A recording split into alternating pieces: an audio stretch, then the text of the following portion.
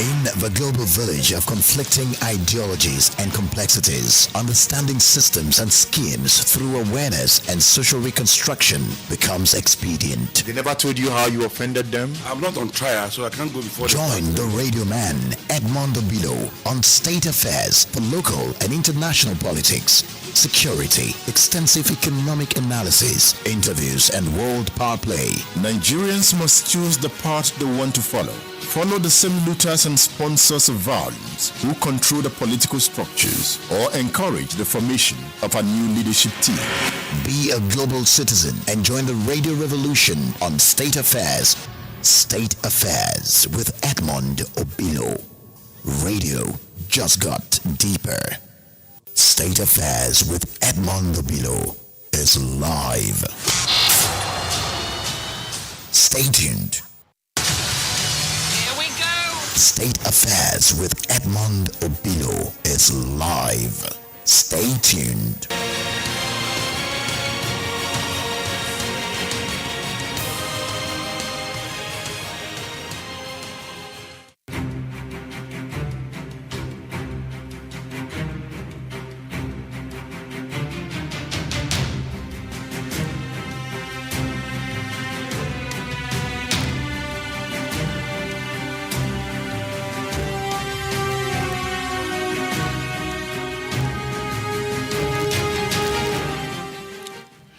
Hello.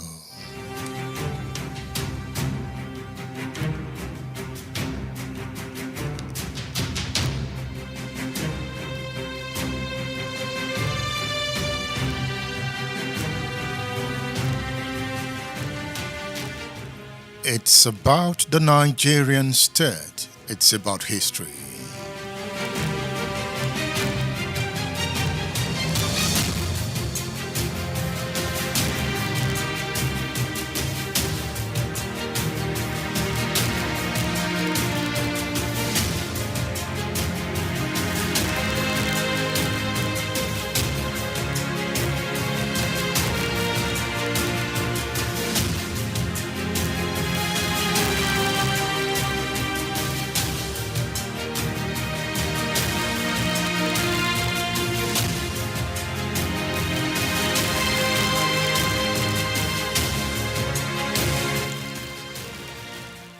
Welcome to this side of time. Welcome to radio. Welcome to beauty. It is duty time. The radio man's time. Hello. We've been talking history. We've been talking about the past. We've been projecting into the future. How do you feel? The program is State Affairs on Splash 105.5 FM, the Integrity Station. I am Edmondo Pillow. Say hello to the radio man.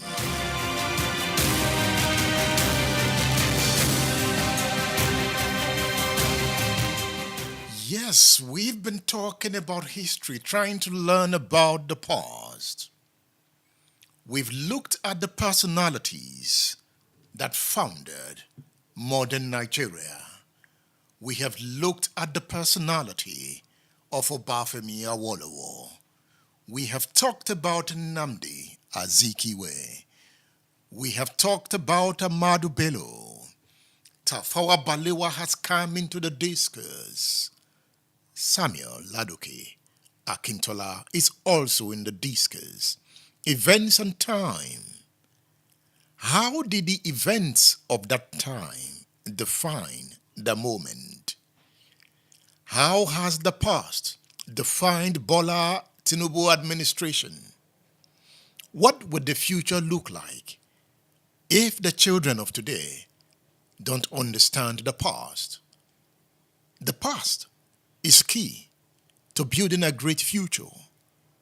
A nation interested in development must be interested in the past. There are lessons to be learned from the past. If those lessons are learned, if those lessons are understood, then men and women of today can navigate into the future with that knowledge that we can make Nigeria prosperous. With that knowledge, that the peoples of Nigeria can get justice. With that knowledge, that the people of Nigeria will get peace. No justice, no peace. And peace is also a function of the past. Welcome to the side of time. Welcome to radio. It is Splash 105.5 FM, the Integrity Station.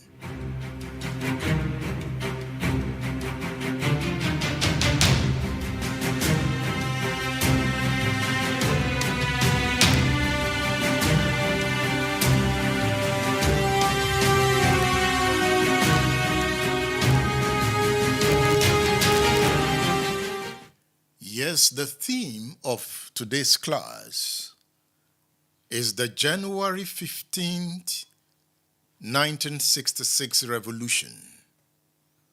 That is the theme of this class. So let me welcome you to class. It's a class of history, politics, and power. Recently, the Nigerian military warned those calling for coup to be very careful.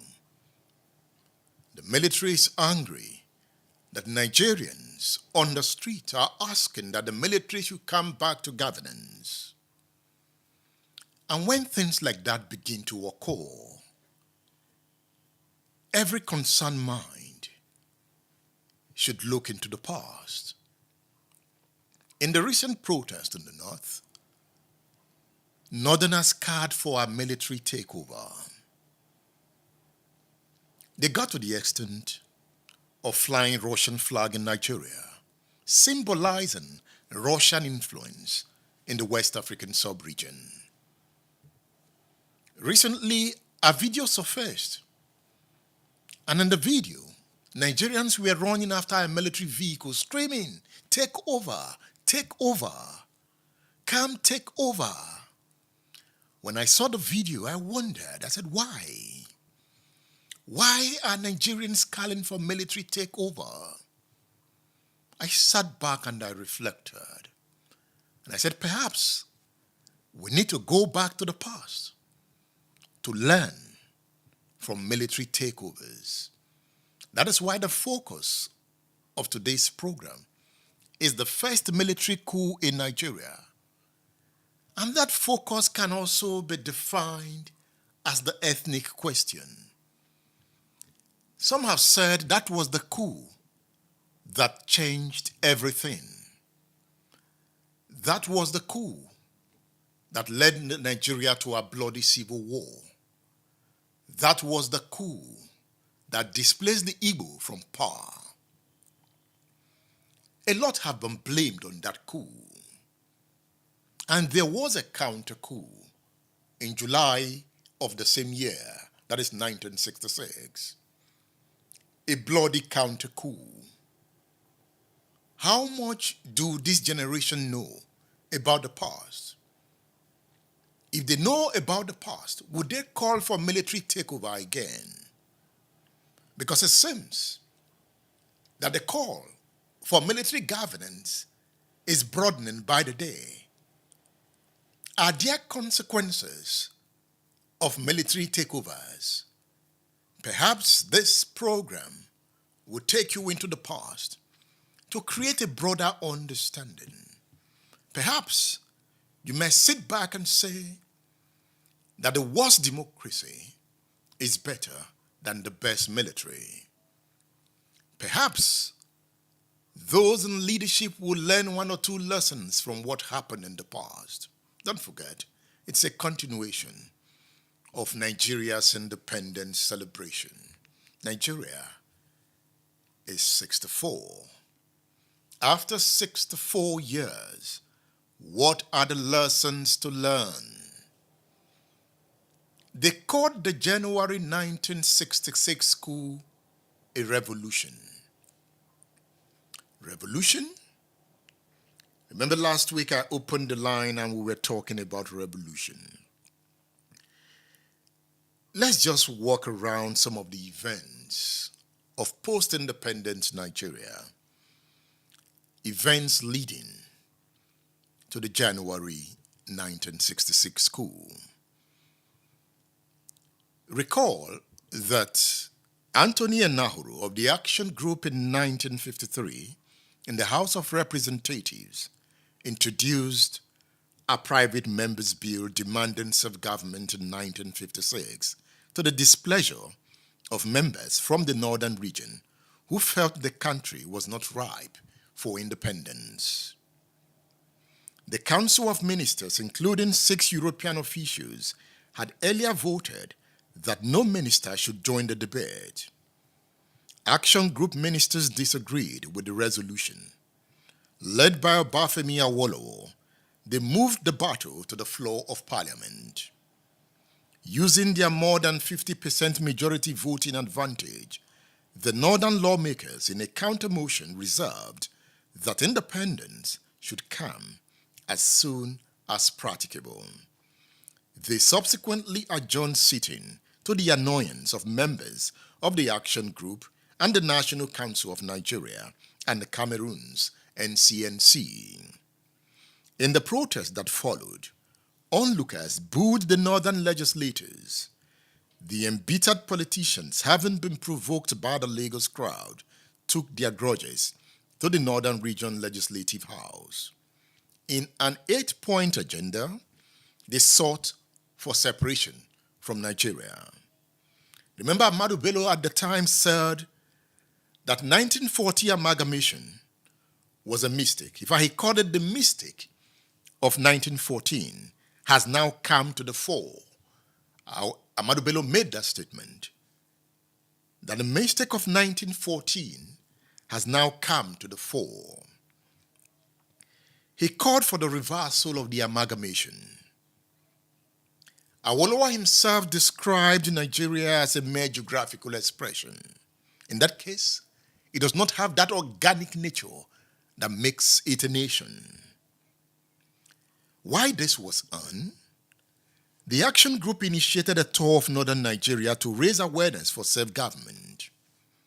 It was to be the issue that further inflamed passions, culminating in the Kanu riot of 1953, when persons, mostly of southern extraction, lost their lives. The riot marked the next level of mistrust and the hate that cursed the Nigerian Civil War after Nigeria got her independence in 1960.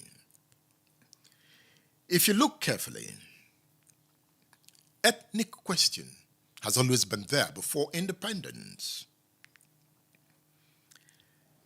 Let's reflect on this. Remember that Nigeria's federalism was consolidated in the Littleton Constitution of 1954. The Constitution recognized Western, Northern, and Eastern regions as the federating units. The powers of the central and regional governments were defined in the exclusive concurrent and residual list. Following the Lancaster House Constitutional Conference of 1957 and 1958 and the Wilkes Commission of Inquiry, the Constitution was amended to the Independence Constitution of 1960. After the 1957 conference, the Western and Eastern regions attained same government on the 8th of August 1957.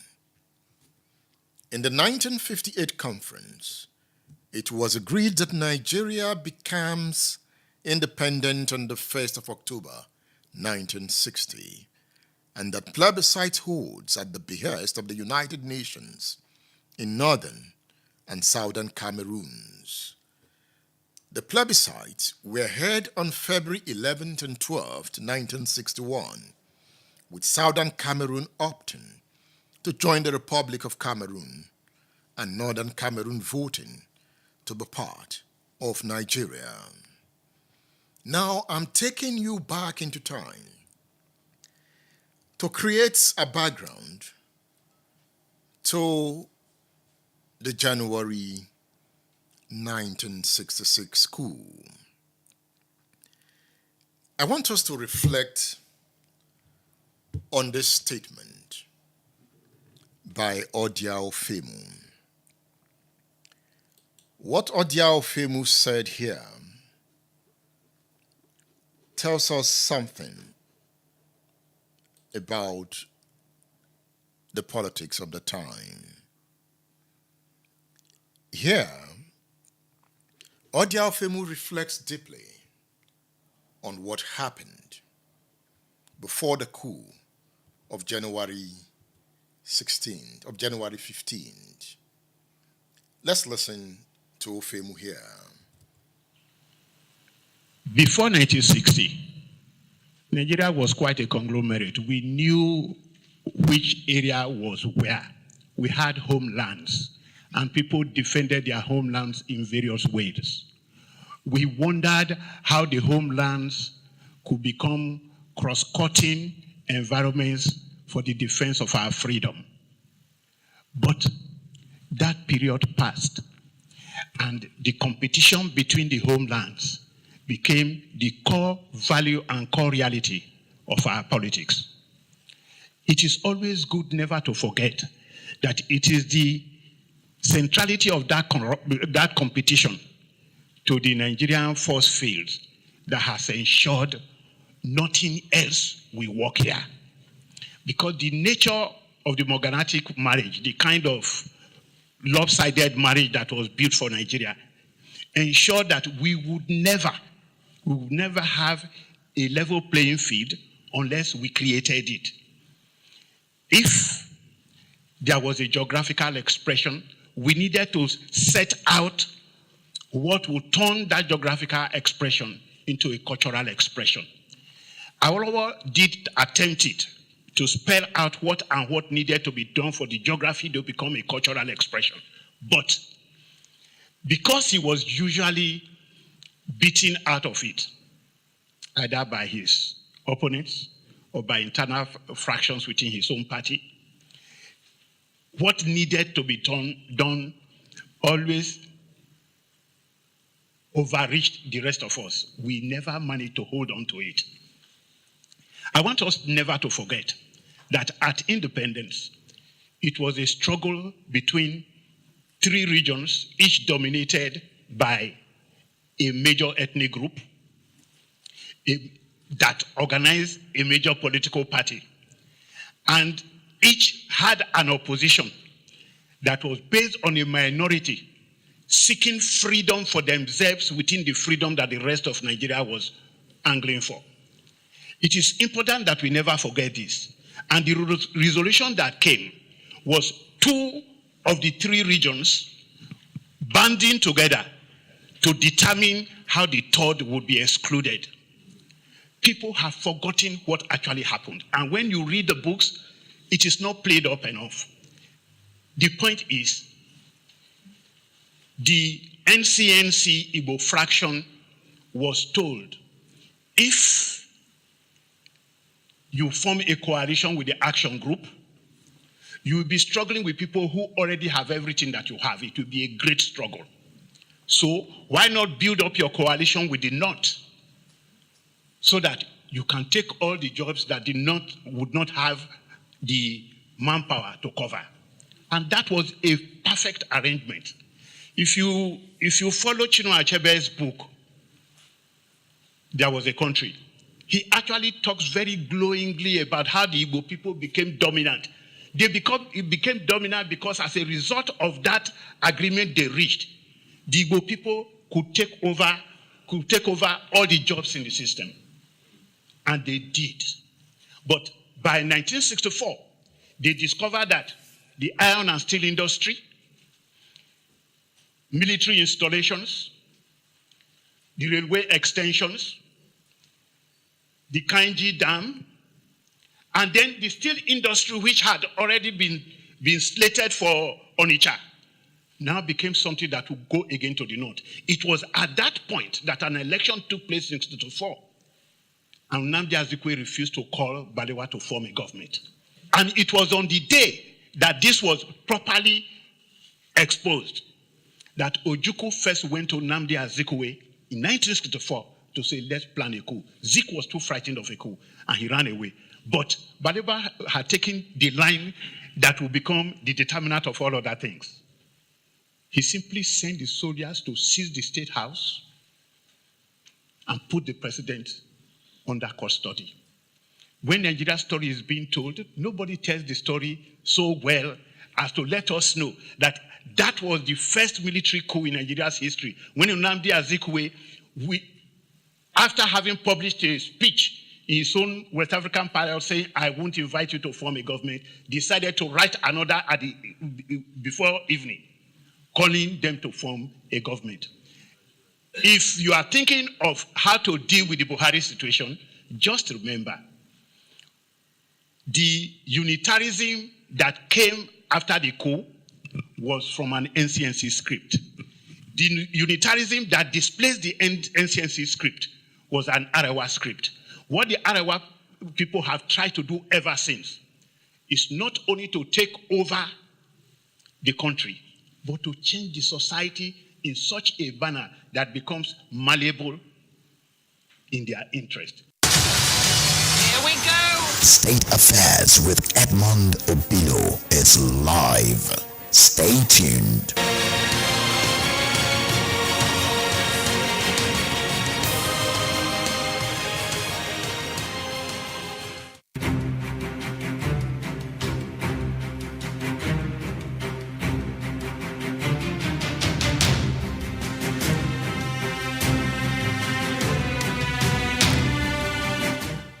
Yes, Odiao Femu there, giving us a broad analysis.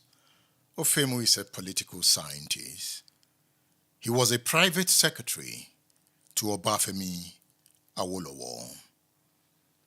So, he has made some points there. As we go, I'll open the line so that the class is interactive. You see, most of the interviews I'm going to play, we explain the issues. The interviewers will do the talking. I will just lay the framework. The theme of the class is the January 15th, 1966 revolution. Was it an Igbo coup? Nadia Ofemu is saying that the politics that happened between Balewa and Zik was the first coup. In that case, Zik, that was supposed to be the head of the military, was dethroned in a palace arrangement that gave the power to Balewa. In that case, Azikiwe became a powerless president. He had no powers.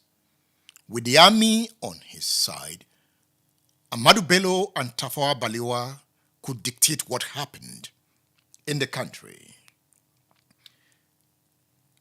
This conflict, politics of conflict, conflicts of politics, led the military to make a bloody move that truncated the democracy of the First Republic. And here, young military officers, including Major Kaduna Nzeogwu, struck on the 15th of January 1966. What they did was to decimate the leadership of that era.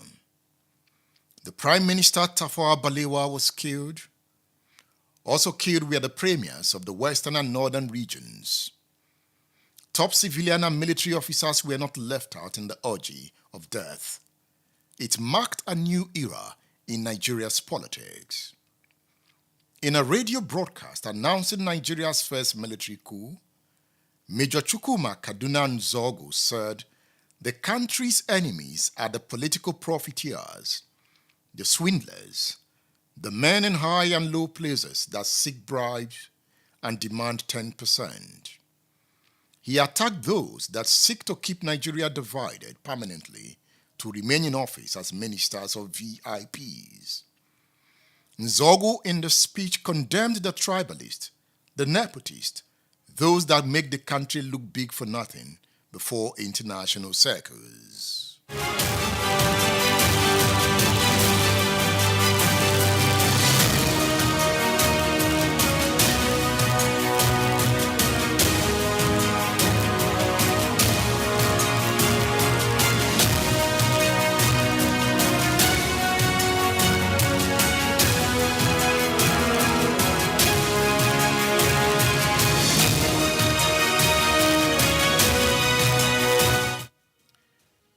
Nzeogwu, in his speech, was spitting fire.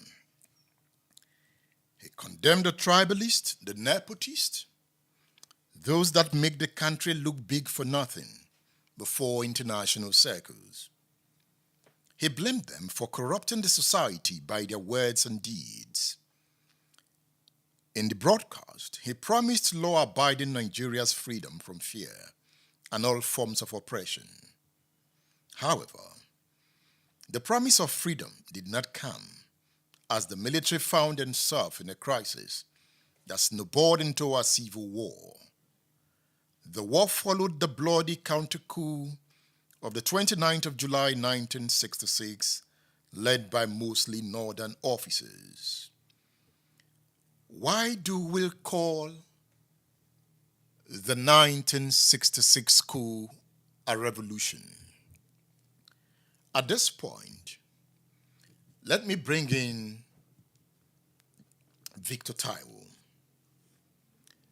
Victor Taiwo explains in this interview. So the book I am talking about is entitled Nigeria on Gunpowder, The Climax of Misrule. It's a big book. We are talking about 531 pages, a book of history on Nigeria. And the author of the book, Victor Taiwo, is in State Affairs Studio.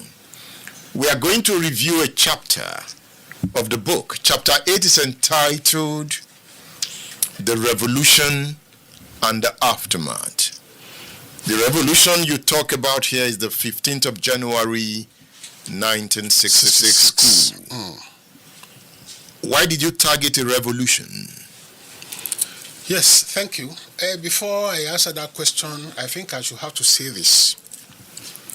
I have to thank you, Edmund, for opening this program for history exposition, because it is a shame that our educational system has so much collapsed that our university students don't know anything about the past of this country. They don't know anything.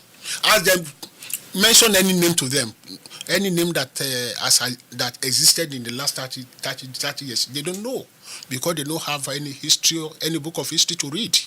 They don't know anything about their past, so there's no way they can determine how to move ahead.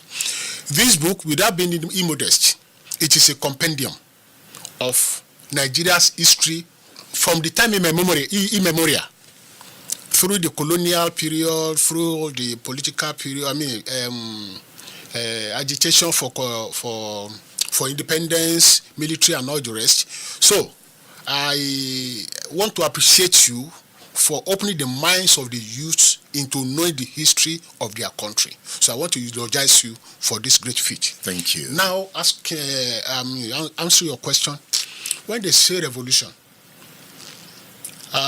revolution is the simple definition I will give it is bringing into happening something that is so sudden, that happens so quickly, unexpectedly, that things that people don't expect that will happen.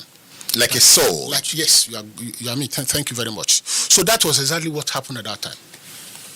The country had been in a kind of crisis, political crisis, and emanating from this foundation problem. Everything goes back to the foundation. Were we really one? Before we became Nigerians, were we once? Were we one entity? We were not. We were strange bedfellows. The Northerners, the Fulanis, the Hausas were not related to the Yorubas. The Yorubas were not related to the Igbos. The Jos were not related to the Kanuris. You know, the British just came to lump everybody together. So the effect is that, okay, who is ruling? The Northerners are ruling. Are they ruling well? Who is ruling? The Southerners are ruling. Are they ruling well? Who is ruling? The Easterners are ruling. Are they ruling well? If somebody doesn't do anything that you like, then the other person might snap. So this is exactly what happened. The country was in a political crisis. And so people felt that the Northerners were in charge, even though people say it was not a tribal crisis. I mean, tribal issue.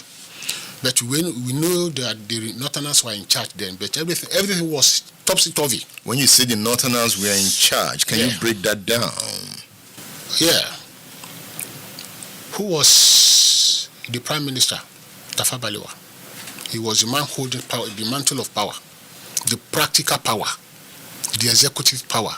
So, he was in charge of the country. And things were not going on well. And some young men in the military felt that there must be a change in the system. Though it was not only the Igbos that carried out the coup. I know that one of my kinsmen, Adewale Ademo, guy, is a Yoruba person. Was a Yoruba person. He's late now. He was involved in it. Okay, just let me say, young military men felt that they should effect a change, and they planned a coup. Unfortunately, it did not succeed. Here we go. State Affairs with Edmond Obilo is live. Stay tuned.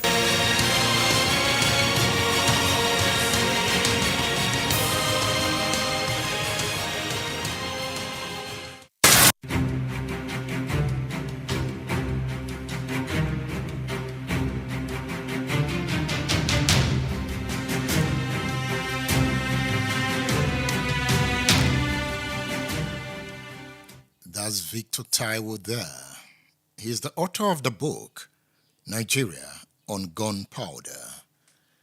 So, on this edition, you are going to listen to authors of books making their argument.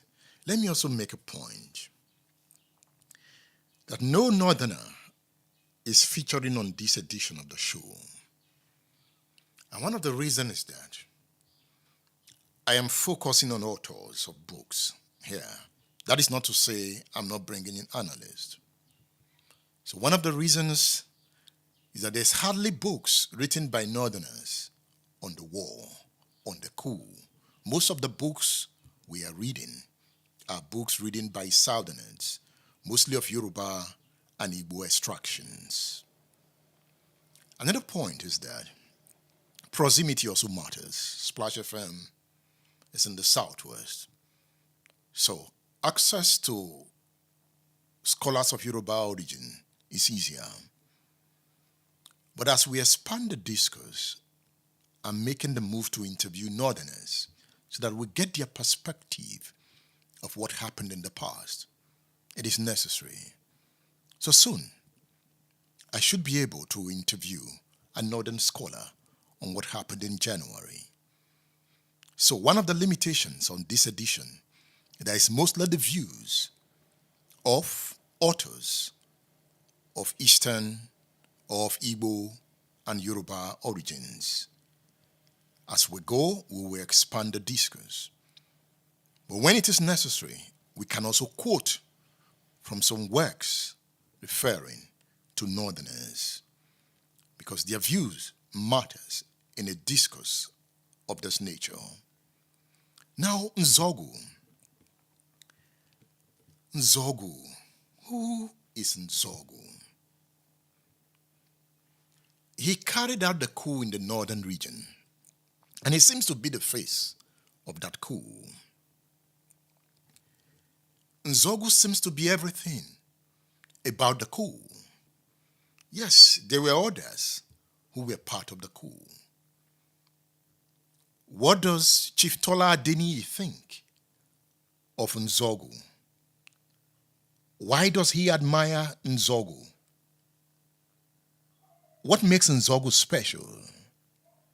Chief Tola Adeniyi, a journalist of repute, speaks on state affairs. You were so bold as to name a street after Kaduna Nzeogwu. Yes, they didn't allow it. The chairman of Ibadan Council at that time, one Mr. Abasi, was afraid. He was the chairman of the council. He said, no, I can't handle this. So he went to Jembe, who was the governor. How can somebody name a street after Nzeogwu? What was wrong with Nzeogwu? Exactly. So Did you ask her? Had my way. I put the name there. It was there. Chukwuma Nzeogwu Crescent. You left it there? Yes. It's still there? Yes, Chukwuma Nzeogwu Crescent. You like him? Of course. I went to Okpanam in 1970 to meet his mother. He killed Ahmadu Bello. Why should you like him? Oh, come on. The man staged a beautiful coup. Beautiful? Yeah. It doesn't Can a coup be beautiful? Of course. That would, they do regime change all over the world. They do regime change all over the world. But that coup led to a devastation, the civil war. It was not well handled. If Nzeogwu had been lucky to be the president or the head of state, it will go the other way. It will be the other way. Would have massacred the leaders. No. Left. Well, Rollins massacred leaders. Mengistu El Mariam in Ethiopia massacred leaders. But it never solved the problem of Ethiopia and Ghana, did it? Ghana is a better place than it was before Rollins. Certainly yes. Certainly yes. Certainly yes. Ghana is no government official in Ghana would dare steal the way they are stealing in Nigeria now. No, bro, they won't dare. They will not dare. State Affairs with Edmond Obilo is live.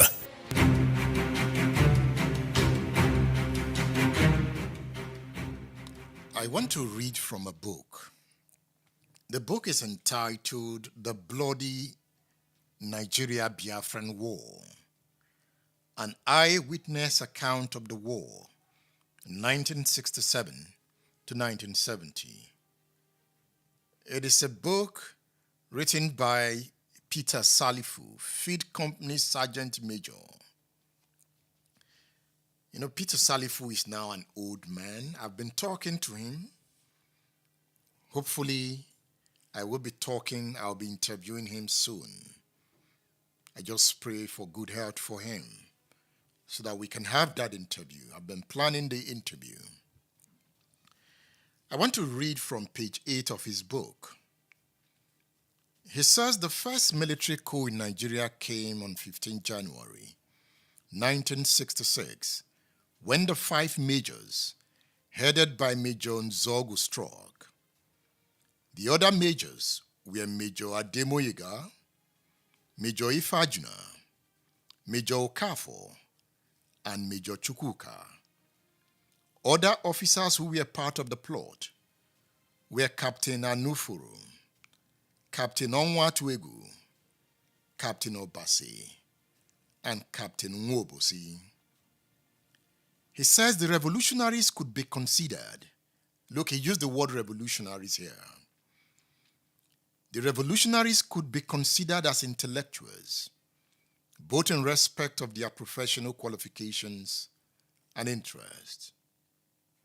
The author says, as a matter of fact, the January majors belonged to the educated elites of the officers' corps at the time in question.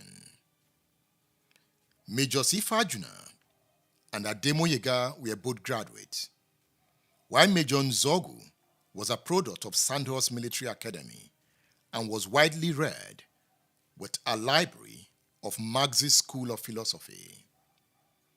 He was also known to be vast in military history. This suggests that he was a socialist radical officer. The author continues, Major Ifajuna, who featured prominently in the revolution, was known to be in close contact with the group of radical intelligentsias in the country. This greatly influenced his thinking as a politically conscious officer whose mind was geared towards radical changes as a result of his political orientation. I'm waiting to interview Peter Salifu, who fought in the war. He's gone back to school. He's now well-read. He's an old man. Hopefully, we'll bring him to Ibadan soon. He lives in a village somewhere in the north. I think he will give us a northern perspective, but not a core north perspective. Now, if you read this book, you begin to think about what happened and why it happened. But I'll tell you more. Let's go on this break. And after this break, we'll reflect more on what happened. You will hear the voice of Ojukwu. I'm going to bring Sholakbe Ademulegun. Her father was killed in the coup. Then I'll open the line and we'll be talking as we go. It's a broad discussion. It's not ending with one edition. The January 15th, 1966 revolution, was it an Igbo coup? We are climbing. It is Splash 105.5 FM, the Integrity Station. We are broadcasting from Ibadan. And you can listen to this program on my social media pages, on Facebook, on X, on my YouTube channel, on LinkedIn.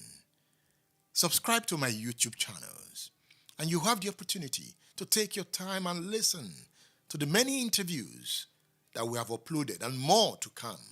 So subscribe to my YouTube channel, just search for Edmondo Bilo, and you're good to go. You can listen to this program on Splash FM Facebook page. If you go on Radio Garden, you can listen to Splash FM on Radio Garden. If you go on Splash FM website, you can listen to this show. I'm happy you are in class. Leave your comments on X, on Facebook, on LinkedIn, on YouTube. Tell me what you think. And you can also repost. You can share. As the program benefits you, let it benefit the next man.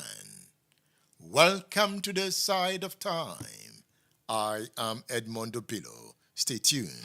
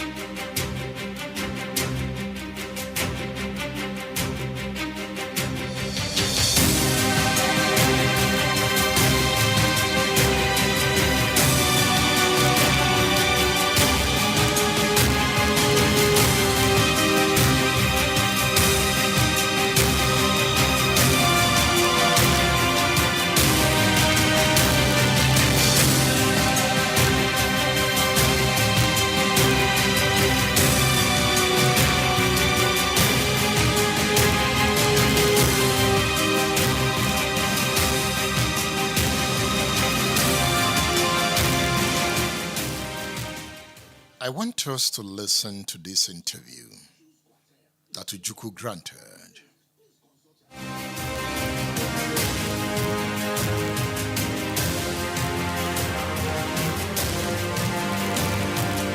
January 15, 1966 coup.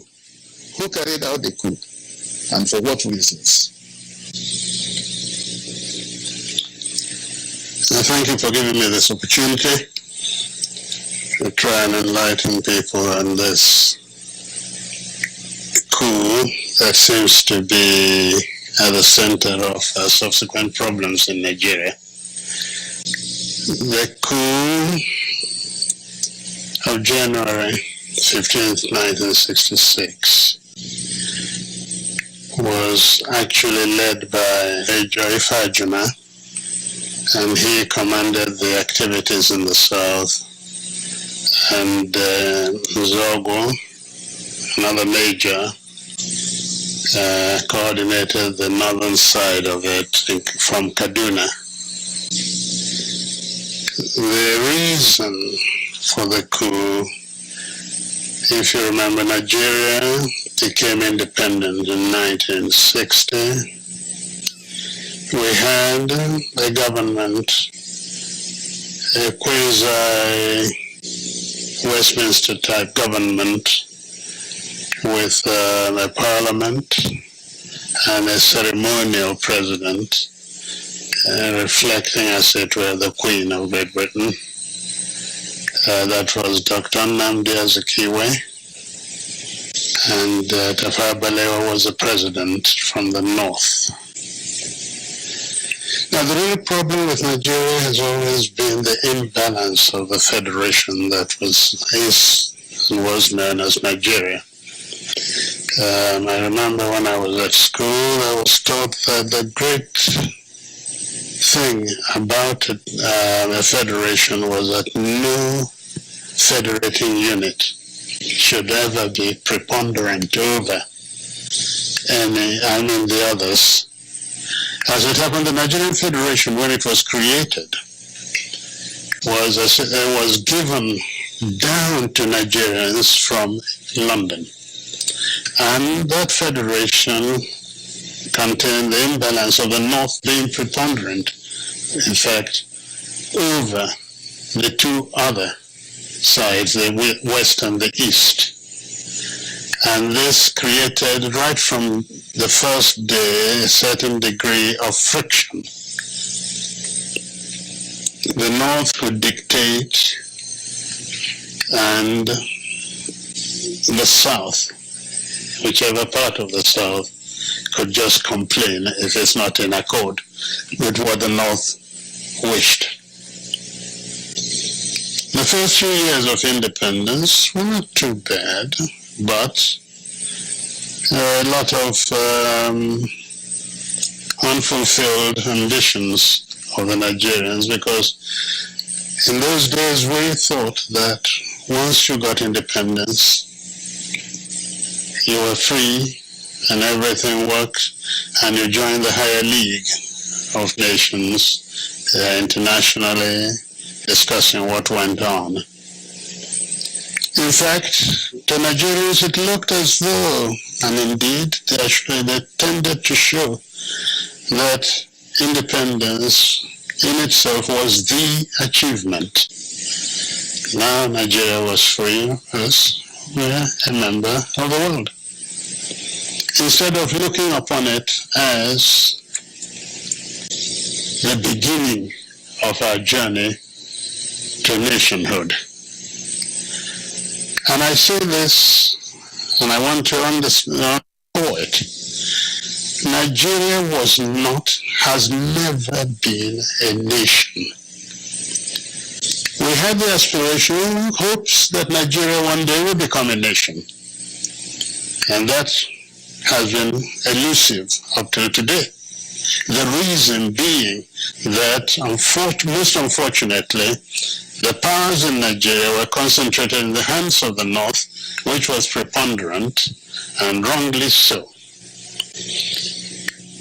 At independence, we hoped we would be, in fact, the three leaders of the country had different notions of independence. There was the actual leader of the struggle for independence, Dr. Nnamdi Azikiwe, who rightly thought that independence now created, as it were, a beginning. But that we were already a nation, and we were now finding our positions in his own philosophical, political beliefs in Pan-Africanism. So we just had to move into the broad continental alliance. The North, under the Sultanate of Sokoto, whose agent was the Prime Minister Tafawa Balewa, felt that the Nigerian nation one had to tread very slowly, because he saw and they saw a great deal of inequities in Nigeria, and perhaps the most important then was the level. Here we go! State Affairs with Edmond Obilo is live. Stay tuned.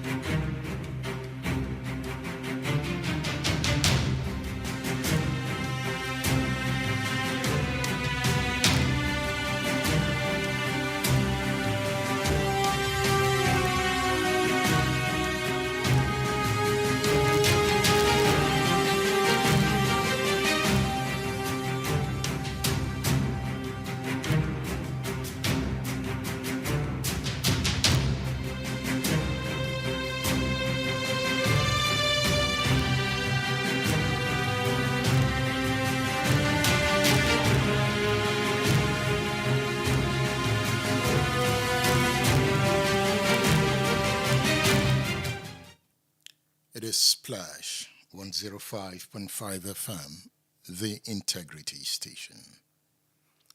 I want you to listen to what these Nigerians think about Nzeogwu and the revolution. So I'll play you Dr. Yemi Farumbi first. Farumbi will be followed by Nia Borishade. I'll talk about Aborishade's book as we go. Then Chief Tola Adeniyi will come again. It is their views of the person of Nzeogwu. So let's start with Dr. Yemi Farumbi. They didn't see Nzeogwu coming. Nobody. And that's what happens to politicians. But there was movement of troops in Kaduna. It was clear. It was just for training. And he does that regularly. Even from evidences, those troops didn't know what they were doing until they got to points of action. They thought Nzeogwu would carry them, he would train them, but it was a revolutionary. And they are always in the midst of decadence, some revolutionary. In the midst of darkness, there will be one source of light. Here we go. State Affairs with Edmond Obilo is live. Stay tuned.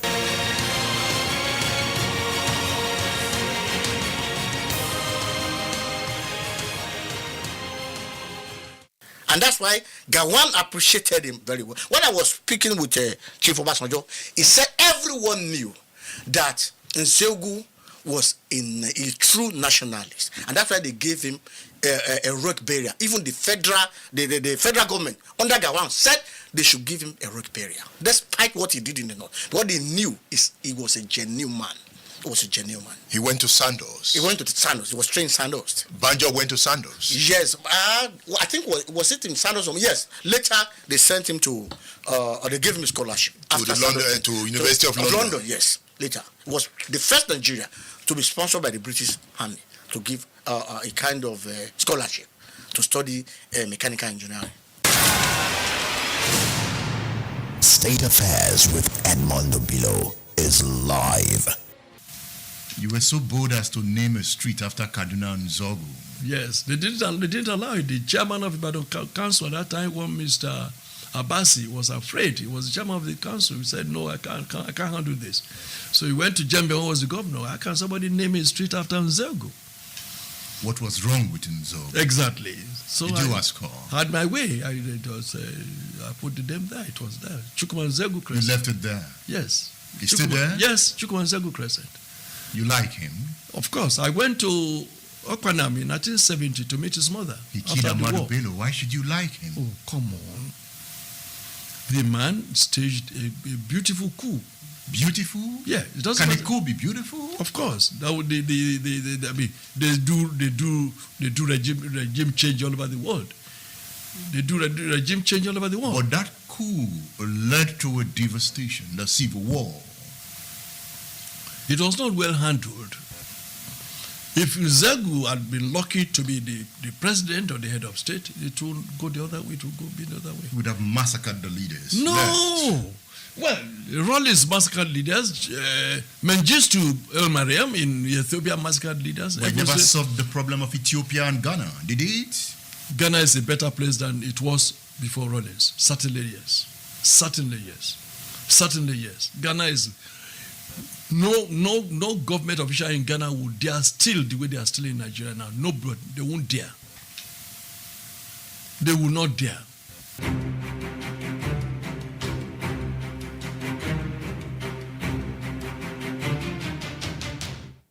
Now, as we go, let me recommend books. I recommend Victor Taiwo's book to you, Nigeria on Gunpowder, The Climax of Misrule. It's a good book. I endorse the book. You need to have the book. You need to read the book.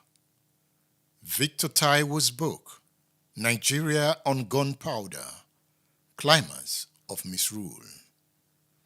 You will find the book on udarabooks.com. udarabooks.com. You can also order the book through my WhatsApp number 080 309 18449. That is 080 309 18449. You can also call this number on WhatsApp to join the discussion. Another book I'm recommending to you is this book entitled Nzeogwu, written by Olusegun Obasanjo. Nzeogwu, written by Olusegun Obasanjo. If you want to know more about Nzeogwu, Obasanjo was his roommate. Read the book Nzeogwu, written by Obasanjo. The book is a classic. You will also get this book through my WhatsApp number. You can also order it from udarabooks.com. You heard the voice of Nii Aborishade there. I have an expository interview with Nii Aborishade. We'll be uploading that interview soon on YouTube. It's an interview you should not miss. The reason you should subscribe to my YouTube account is that once we post, you'll get notification immediately. It's an expose. And the interview is about his book, Colonel Victor Banjo, A Revolutionary Betrayed. We'll get to Victor Banjo. We are taking it a step at a time. We'll also get to Victor Banjo. Then I will dig into this book. But I recommend the book to you, Colonel Victor Banjo, A Revolutionary Betrayed, written by Nii Aborishade. Order your copy through my WhatsApp number 080 18449. You can also call the number. Let me know what you think. We are discussing. Let me hear your view about what is going on in the class of politics, history, and power. So you can also call me on WhatsApp to join the discussion. You can also leave your comments on Facebook, on X, on YouTube, and on LinkedIn. So join the discuss. Let me hear from you. Let me see what you are saying on social media.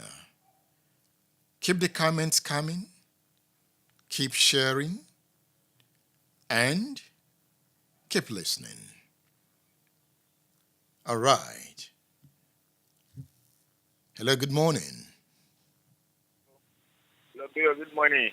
Yes, good morning. It's Pastor from Mulonji. You are low. Can you please speak up? Yes, I'm speaking up. It's Sunday, Mr. Sunday. All right, Sunday. Yes, Mr. Sunday, have you heard me? I can hear you, Mr. Sunday. Yes. What I'm saying is they should please reduce the price of fuel. People are hungry. They should reduce the price of fuel. President said we should go on gas. That gas, not everybody can afford it, so please. Not everybody can afford gas. They should reduce the price of fuel so that even the people that are doing cassava, alata, those people that doing tomato, they need fuel now. So they cannot change everything to gas. That is what I want to say. Thank you very much. Thank you, Mr. Sunday. He wants the president to reduce the fear of petrol. All right, the number. You can call on WhatsApp or you can make direct calls. Yes, you're free. You can call on WhatsApp or direct line. Hello, good morning. Hello, good morning. Yes, good morning. Yeah, Okonji Patrick is my name. I'm calling from Buluaji at Agbabadan here. It's good to hear your voice. Yes.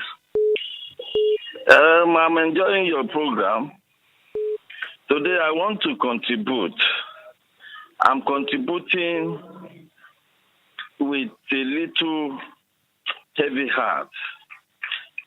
The title for today's class, like you said, rests on revolution and what have you, the 1966 coup. But each time I think over that coup, I always feel unhappy.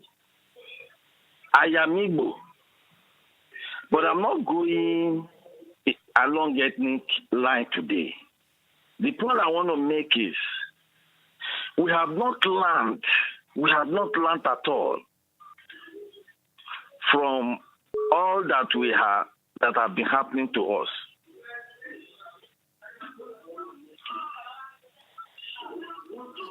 Hello? Hello, yes. Yes, Are you there? I'm with you. Yes.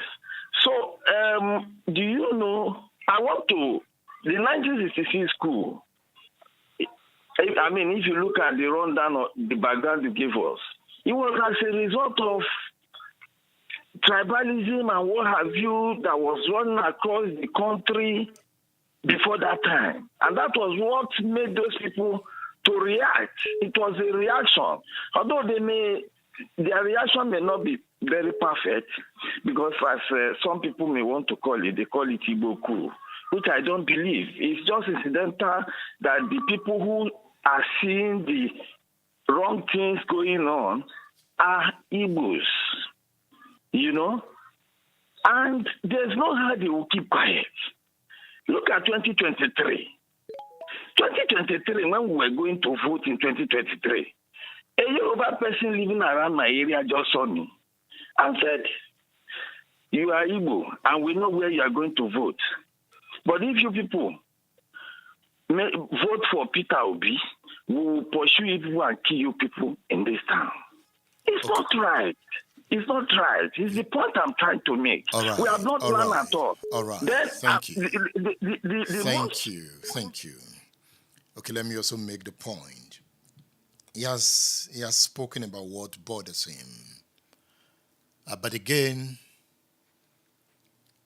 the country I see is one that we have the responsibility to protect, to nurture, and to grow. There are extremists in every part of the world, but that does not define the majority. Yes, elections can be volatile, persons can take advantage of it,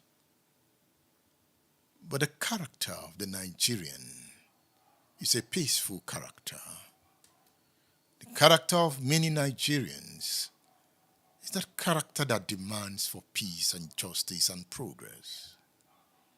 Yes, there are those who will take advantage of situations in Igbo land, in Yoruba land, in Hausa land. So the point is that it's not a Yoruba thing or an Igbo thing. It's about the human nature of certain persons that drives them to make some points. I want to read from Awolowo's book, and I'm recommending this book to you. This book is entitled Adventures in Power Book 1, My March Through Prison. You would see that the coup was coming. Awolowo said, during the moment of this internal review, I regarded my oppressors, persecutors, and political adversaries as a wicked and ruthless cabal. They controlled all the governments in the country and hence all the political parties. They did not hide their unbending determination to bring about my political destruction and, if possible, my physical extermination as well. The situation was unavailing and dreadful, and the immediate prospect looked utterly gloomy and dark. My adversaries were formidable and merciless. He was talking about Ahmadu Bello, Tafawa Balewa, and Akintola. So those were his adversaries. He said, I had caused them too much offense. I had dared to advocate the practice of democracy throughout the country and had carried my campaign into the lion's own den. I had dared to call on all the country's political leaders to introduce measures which would rapidly lead to the liberation of the entire masses of our people from the shackles of ignorance, poverty, and disease. I had also dared to call for the breaking of the North in particular, and each of the other two regions into two separate regions.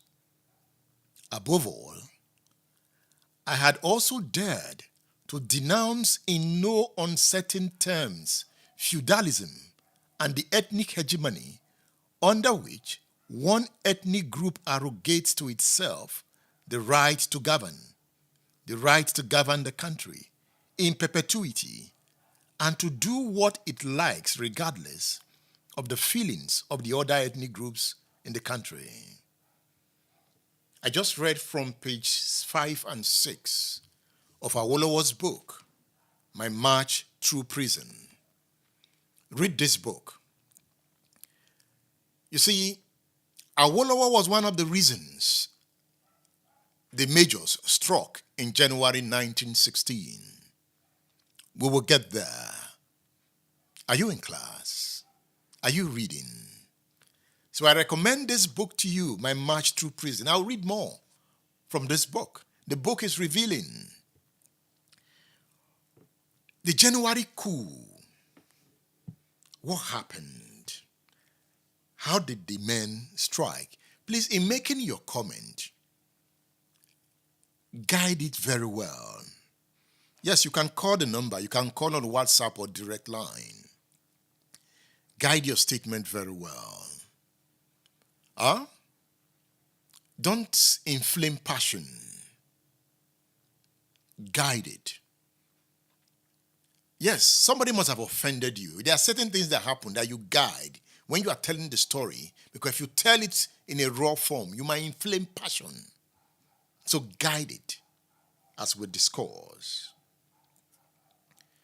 So the ball is in your court. You can call 080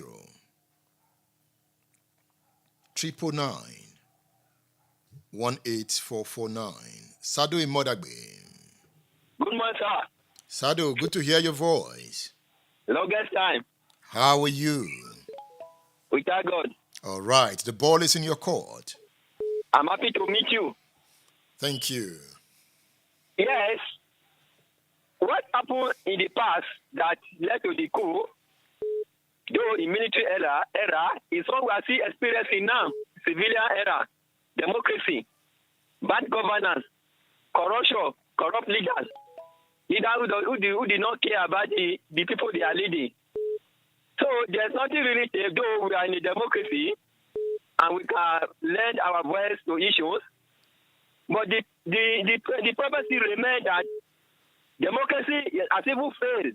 Though we're not going to leave it with that, but with that, continue to engage. Democracy has failed in Nigeria in particular because it has become an instrument of the elite, especially the poor masses.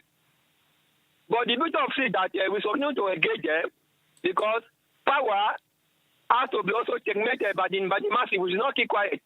That is why that will be so desperate that they don't want us to speak, bringing all sorts of law, hate speech, whatever. But I think the main thing, the last moment, the last two for which the Nigerian must go, let's continue to speak the truth, engage our leaders, so that they have a chance they will pick one thing or the other from us. Thank you very much.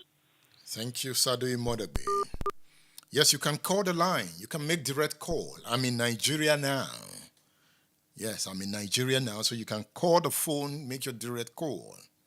Right, though I'm not on Splash FM studio, but I'm in Nigeria now, and soon I'll be in the studio.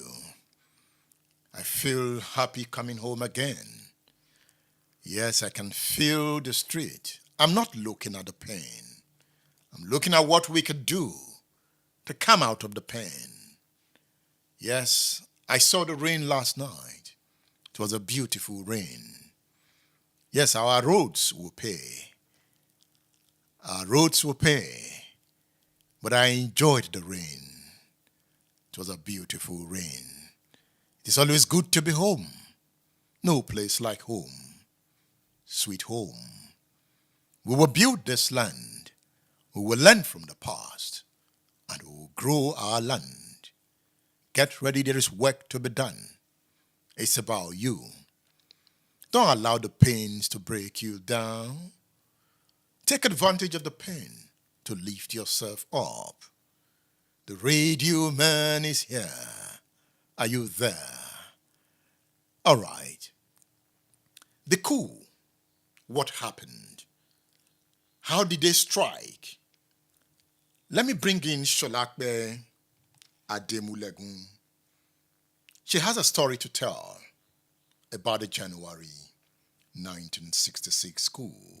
The story of the brigadier's daughter. What is this story about? The Brigadier's Daughter is the title of a book by Sholakbe Ademulegun. Let's read from the book. On page 17, she tells a story of event, a story of time. Saturday, January 15th, 1966.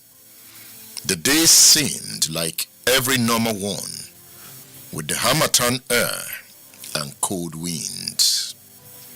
And then, night time came.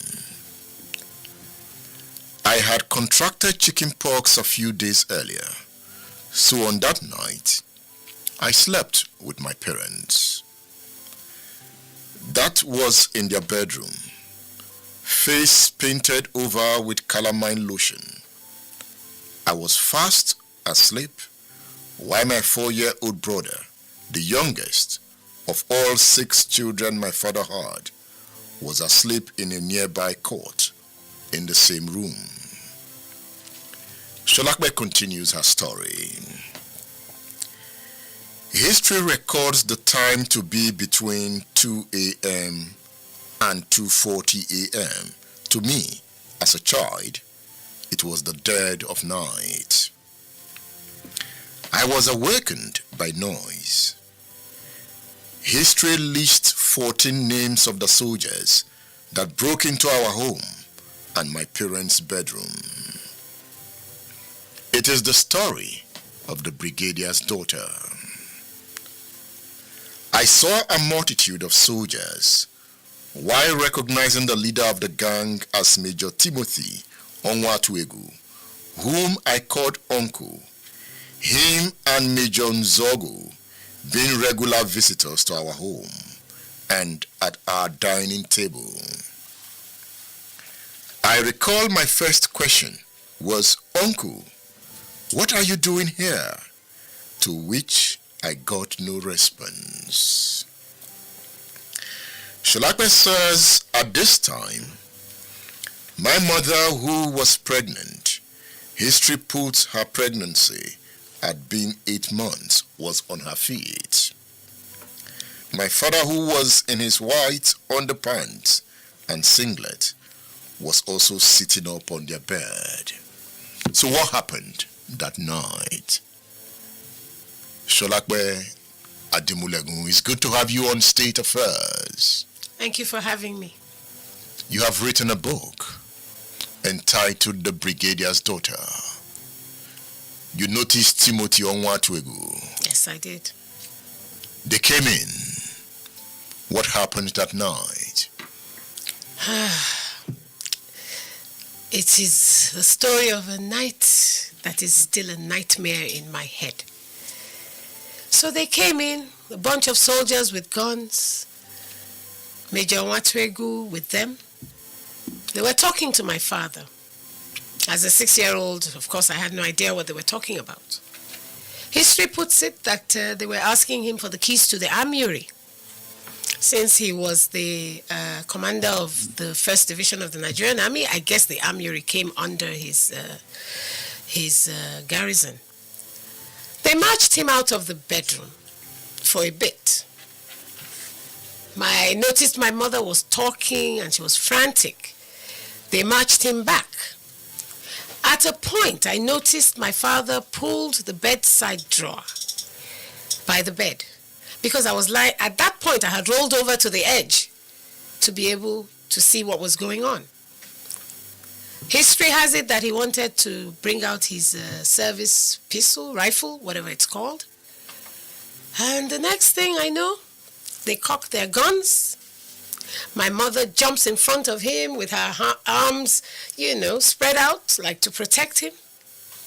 And they rain the bullets. They rain the bullets. Blood everywhere. My mother was pregnant. It was more like they killed 3 people. Blood everywhere. Yeah. All over the floor, all over the walls. We are talking about the January 15th, 1966 coup. This is the daughter of Brigadier Ademulegun, who was killed in that coup. You stood there watching. Yes, I did. Yes, I did. You saw Timothy Onwatuegu. Yes, I did. You knew him before that night. Yes, I did. He used to come to the house. Yes, he did. To do what? Well, of course, my father was his commander. He would come. The army was one big happy family. At least up to that point, before that point. He would come. Sometimes they'd have lunch with us.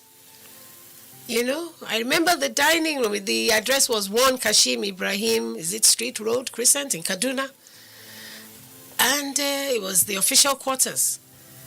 And he was a regular visitor. Whether official or unofficial, he was uncle. Kaduna Nzeogwu was also a visitor. Yes, he was. Yes, he was. Kaduna was like the epicenter of that coup. So history says. Your mom jumped in between the gunmen and your dad. Yes, she did. You can still picture her? Yes, I can. She was in a nightie. She was pregnant. So it was a loose gown, I think pink. And she stood there. Maybe she felt they would show some pity. I'm a woman. They would show some pity. They know me. They've come here. I've probably cooked for them before. Maybe she felt, because I'm pregnant, they would, whatever it was that she felt or was going on in her head, I don't know. But she stood there. And they didn't feel pity for her? No, absolutely not. Did they tell her to give way and she refused? I don't remember that. I don't remember that. Here we go. State Affairs with Edmond Obilo is live. Stay tuned.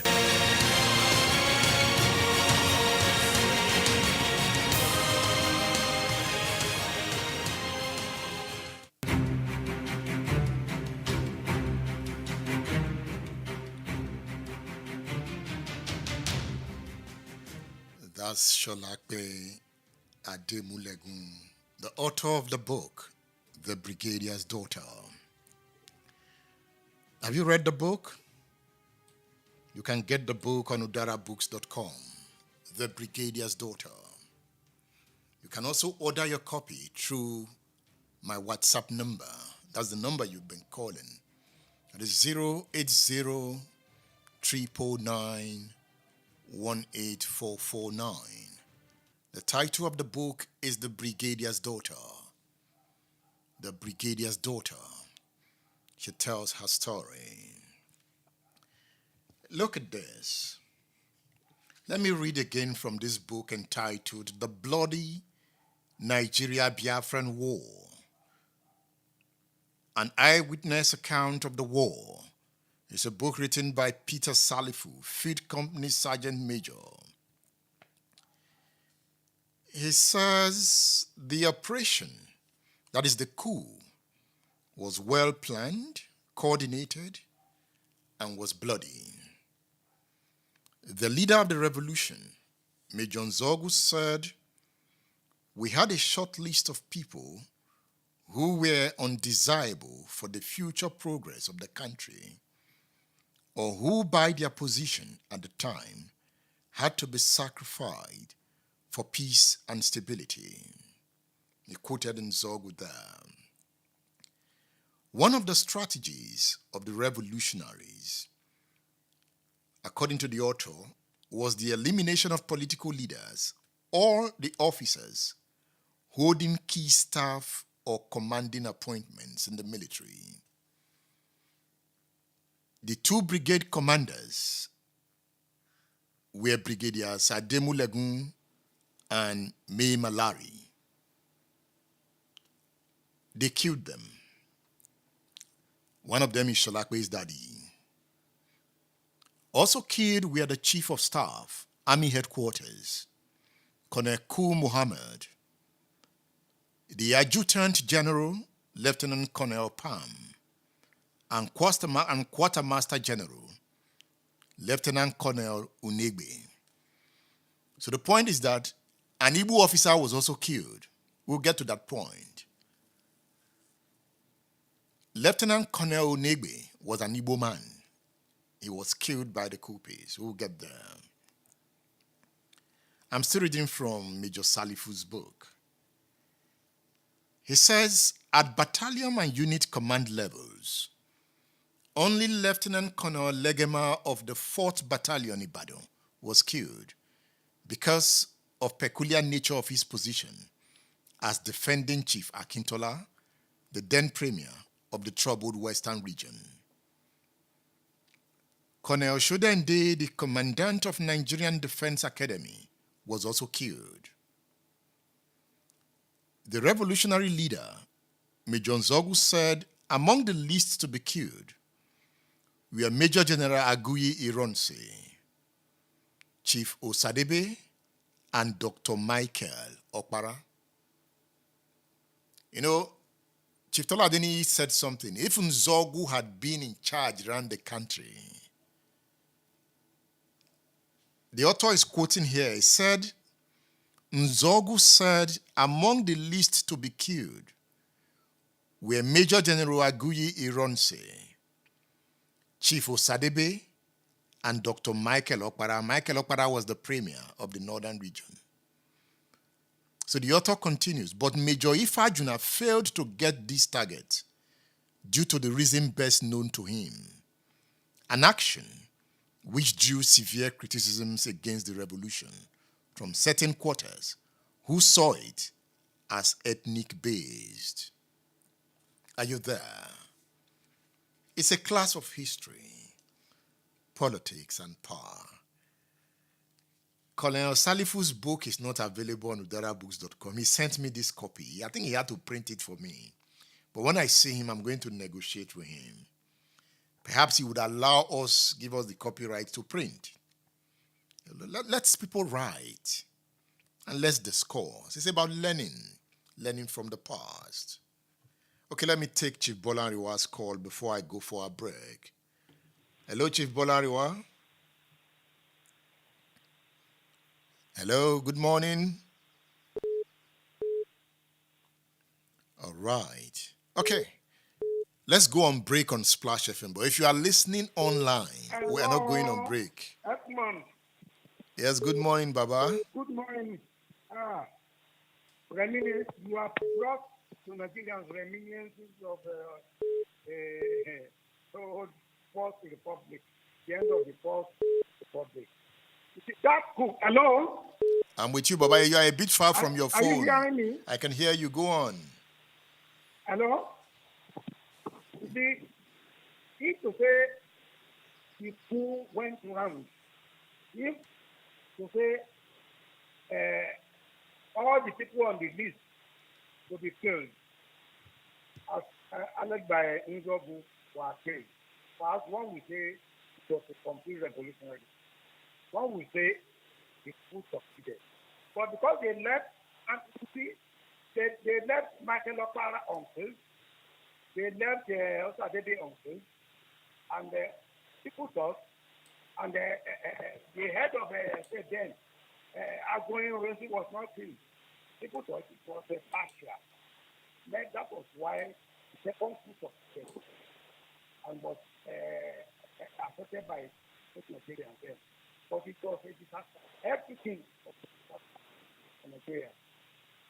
Edmund, I will wish to have that guest book, because if there's any of them that who killed children with a wife were to be alive, I will advise the government to put them on trial and for murder.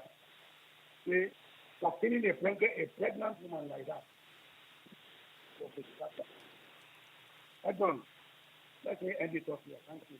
Thank you, Chief Bolariwa. Okay, if you're listening on Splash, we are going on a break. But if you're listening online, there is no break. I'm going to play you an interview by Ojukwu. Ojukwu granted that interview to a Nigerian. I can't really get the Nigerian, but I saw that interview on YouTube. So Ojukwu gives a breakdown, a background of what happened. So on Splash FM, we are going for a break. But if you are listening online, just keep listening and listen to this interview by Ojukwu. I will also bring it on Splash by the time we are back.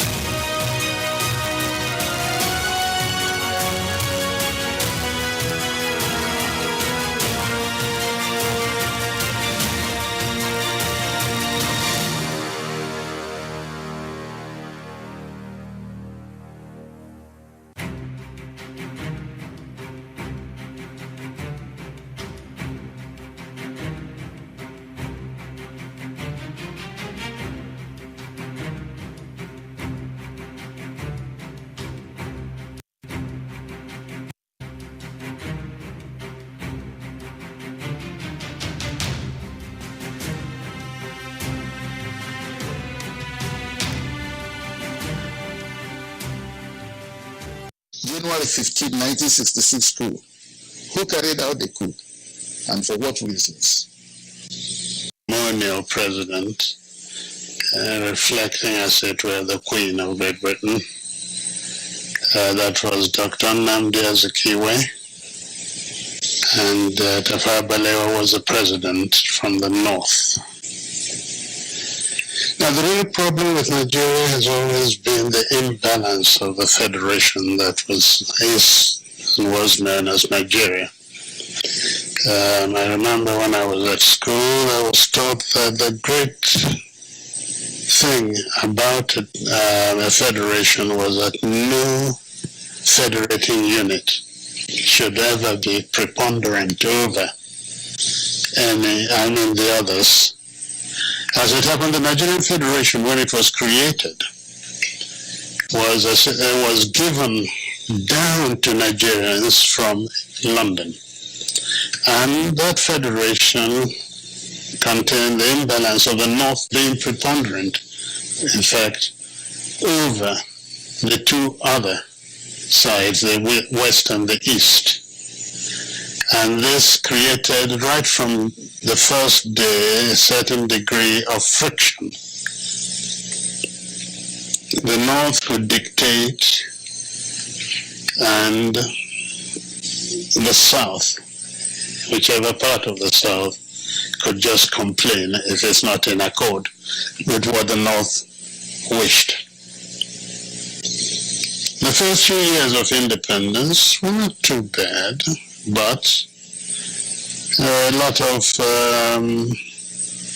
unfulfilled ambitions of the Nigerians, because in those days we thought that once you got independence, you were free and everything worked, and you joined the higher league of nations internationally, discussing what went on. In fact, to Nigerians it looked as though, and indeed they tended to show, that independence in itself was the achievement. Now Nigeria was free, us were a member of the world. Instead of looking upon it as the beginning of our journey to nationhood. And I say this, and I want to underscore it. Nigeria was not, has never been a nation. We had the aspiration, hopes that Nigeria one day will become a nation. And that has been elusive up till today. The reason being that, most unfortunately, the powers in Nigeria were concentrated in the hands of the North, which was preponderant, and wrongly so. At independence, we hoped we would be able, in fact, the three leaders of the country had different notions of independence. There was the actual leader of the struggle for independence, Dr. Nnamdi Azikiwe.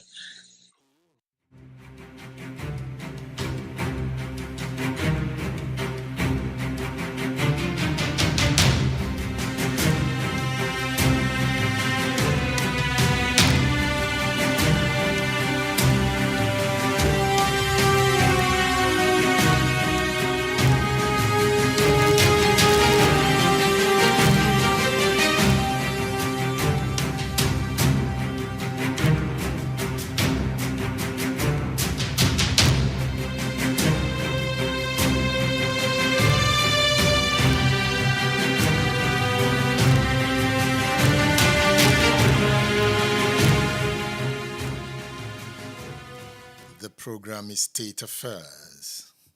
Are you in class? Okay, let's take some calls. You can call 080-999-18449. You know, I've not answered the question. Was it an Igbo coup? We are building. Before we get to answer that question, we're building. Was it an Igbo coup? But for now, we are looking at the coup. Hello, good morning. Hello. Hello, good morning.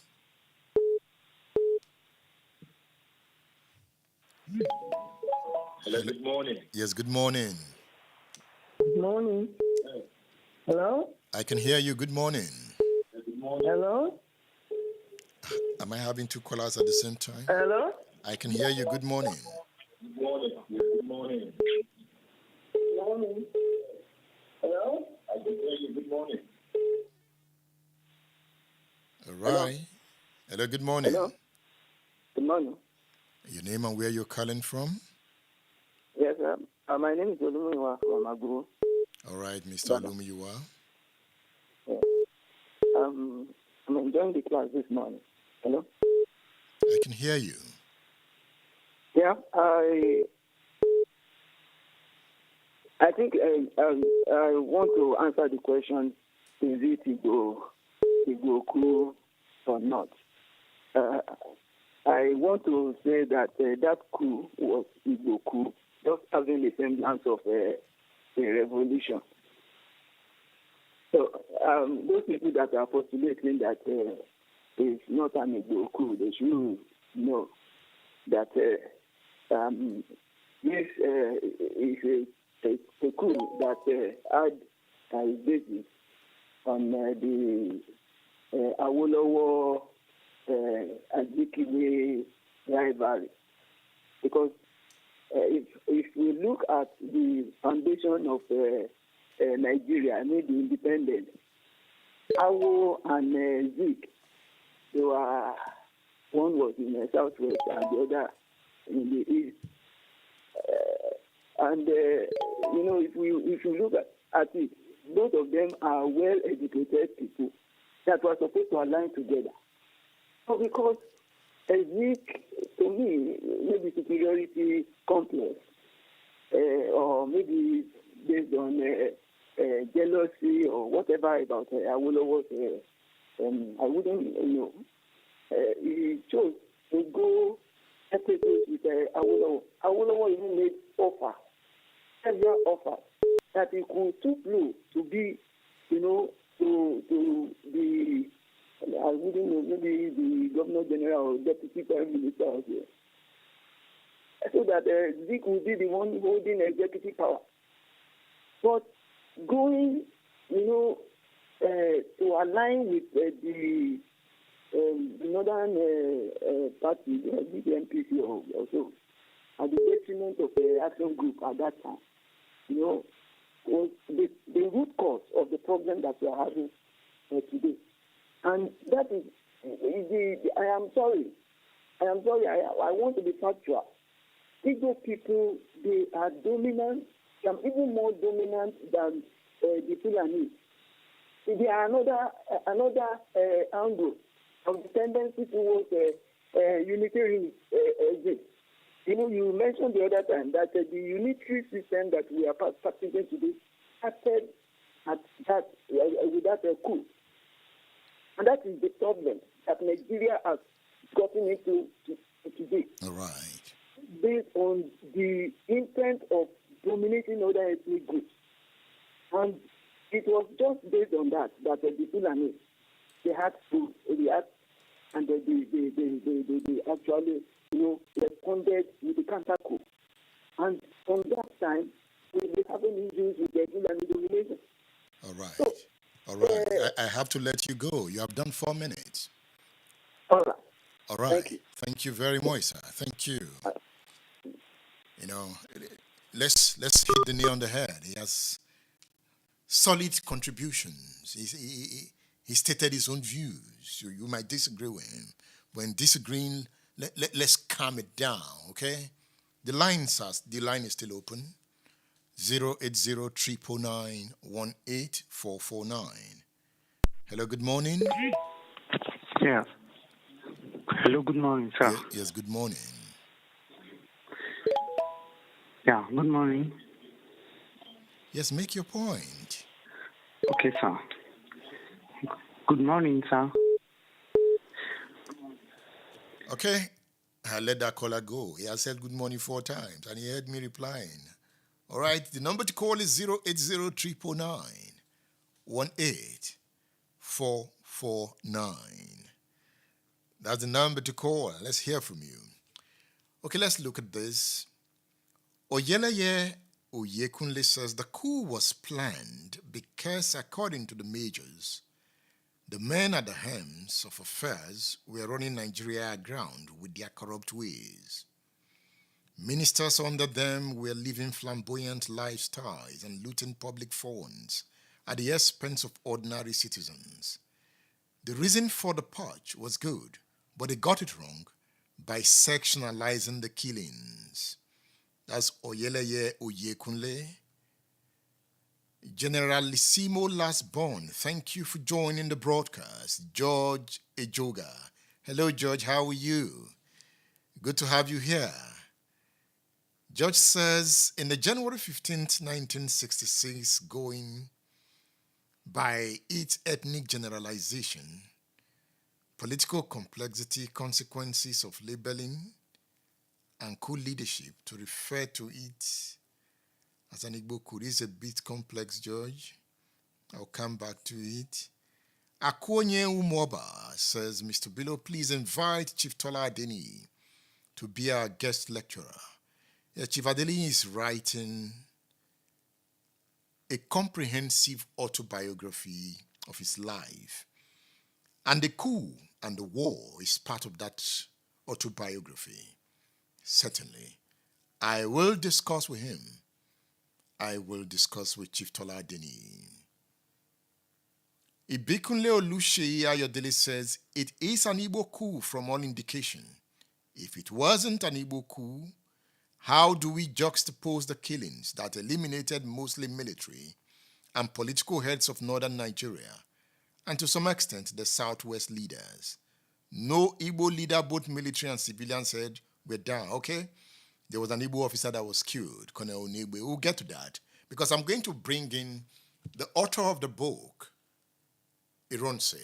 That is Chief Chuksi Luebunam. Okay? So there's a lot to talk about. Hello, good morning. Let me get this caller to speak. Good morning. There's a lot to talk about. Hello, good morning.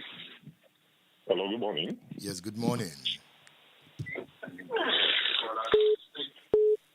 Thank you very much for the privilege to get connected. Thank you. Good morning.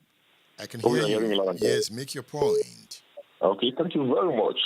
From the historical perspective, what we are able to pick from the literature so far, I think there's no need to classify that coup as Igbo coup. It was never won, just that at the planning stage, the planners had a list, they had a script. They're very unfortunate, when they go out for field executions, the team that was sent to some regions failed to deliver according to the script. So eventually, what the generality of people could deduce from that failure is that it was actually an Igbo coup. I think that's what happened. People that were sent to the north, who were sent to the southwest, was able to execute the script as it was planned. So that's number one. The second one is they had a good ambition for the country. The ambition to make sure that the country, the masses are liberated, the development is there, but it's very unfortunate when the coup failed eventually, the whole thing turned upside down. And I have to tell you the truth, that is what brought us to where we are today. So far, we will have been a better country. We will have been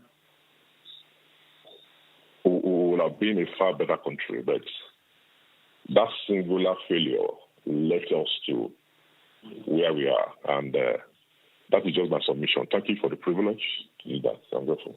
Thank you. Thank you for calling the radio station. Thank you. I don't want to go into whether it's an Igbo coup now. Yes, the callers can express themselves, because I know I have interviews of different experts. But let me just play this one.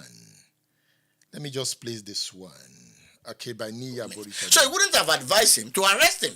He cannot do the two things together. He advised Ironsi that, okay, we should bring this guy in to form the government. But Ironsi saw it the other way. One of the reasons why Ironsi saw it the other way was because of the fear of the Northerners. That's the problem, because most Northerners were killed during the coup. And some Westerners as well, like Akintola, like Adimule Gun, and other people. Whereas no one was killed in the... That's why people time it as... But an Igbo officer was killed. A lieutenant colonel, an Igbo officer from Anambra was killed. I can't remember his name now.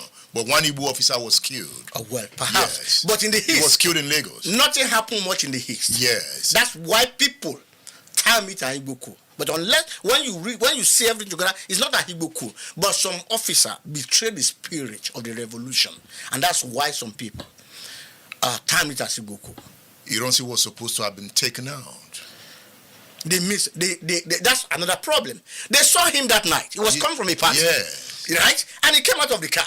Instead of shooting him, they gave him a decent salary. Here we go. State Affairs with Edmond Obilo is live. Stay tuned.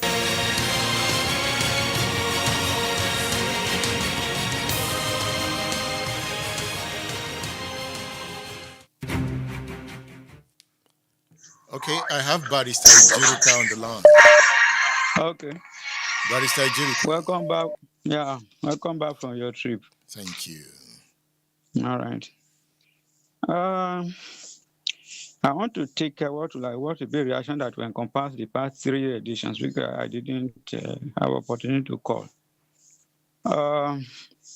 First and foremost, let us be clear about one thing.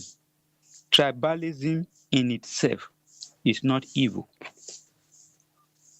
It is the deployment of tribalism in the pursuit of evil that is condemnable. God himself approves of tribalism. That was why he allows us to have different languages and culture and way of life. A man, a historical man, Israel, has 12 children. When they got to where God was, he partitioned the land to them. Say, this is your own, this is your own, this is your own. Develop your own. Don't intrude onto another person's own. Now, so tribalism itself is not evil at all. It's not evil. In fact, great countries in the world achieve great feats when they mobilize themselves along tribal lines. That was one of the most important points Awu made in his autobiography. But the people of his generation, their opinion was too overwhelming. They drowned his own opinion, and he has to abide by it. He has to calm down. Now, the greatest enemies of the geographical space called Nigeria are those who believed and pursued the union of the tribes that constitute Nigeria. I repeat, the greatest enemies of geographical space called Nigeria are those who believed and pursued the union of the tribes that constitute Nigeria. Chief among them is Nnamdi Azikiwe. Now, you cannot mix certain things together, even chemicals. They won't mix. They won't mix.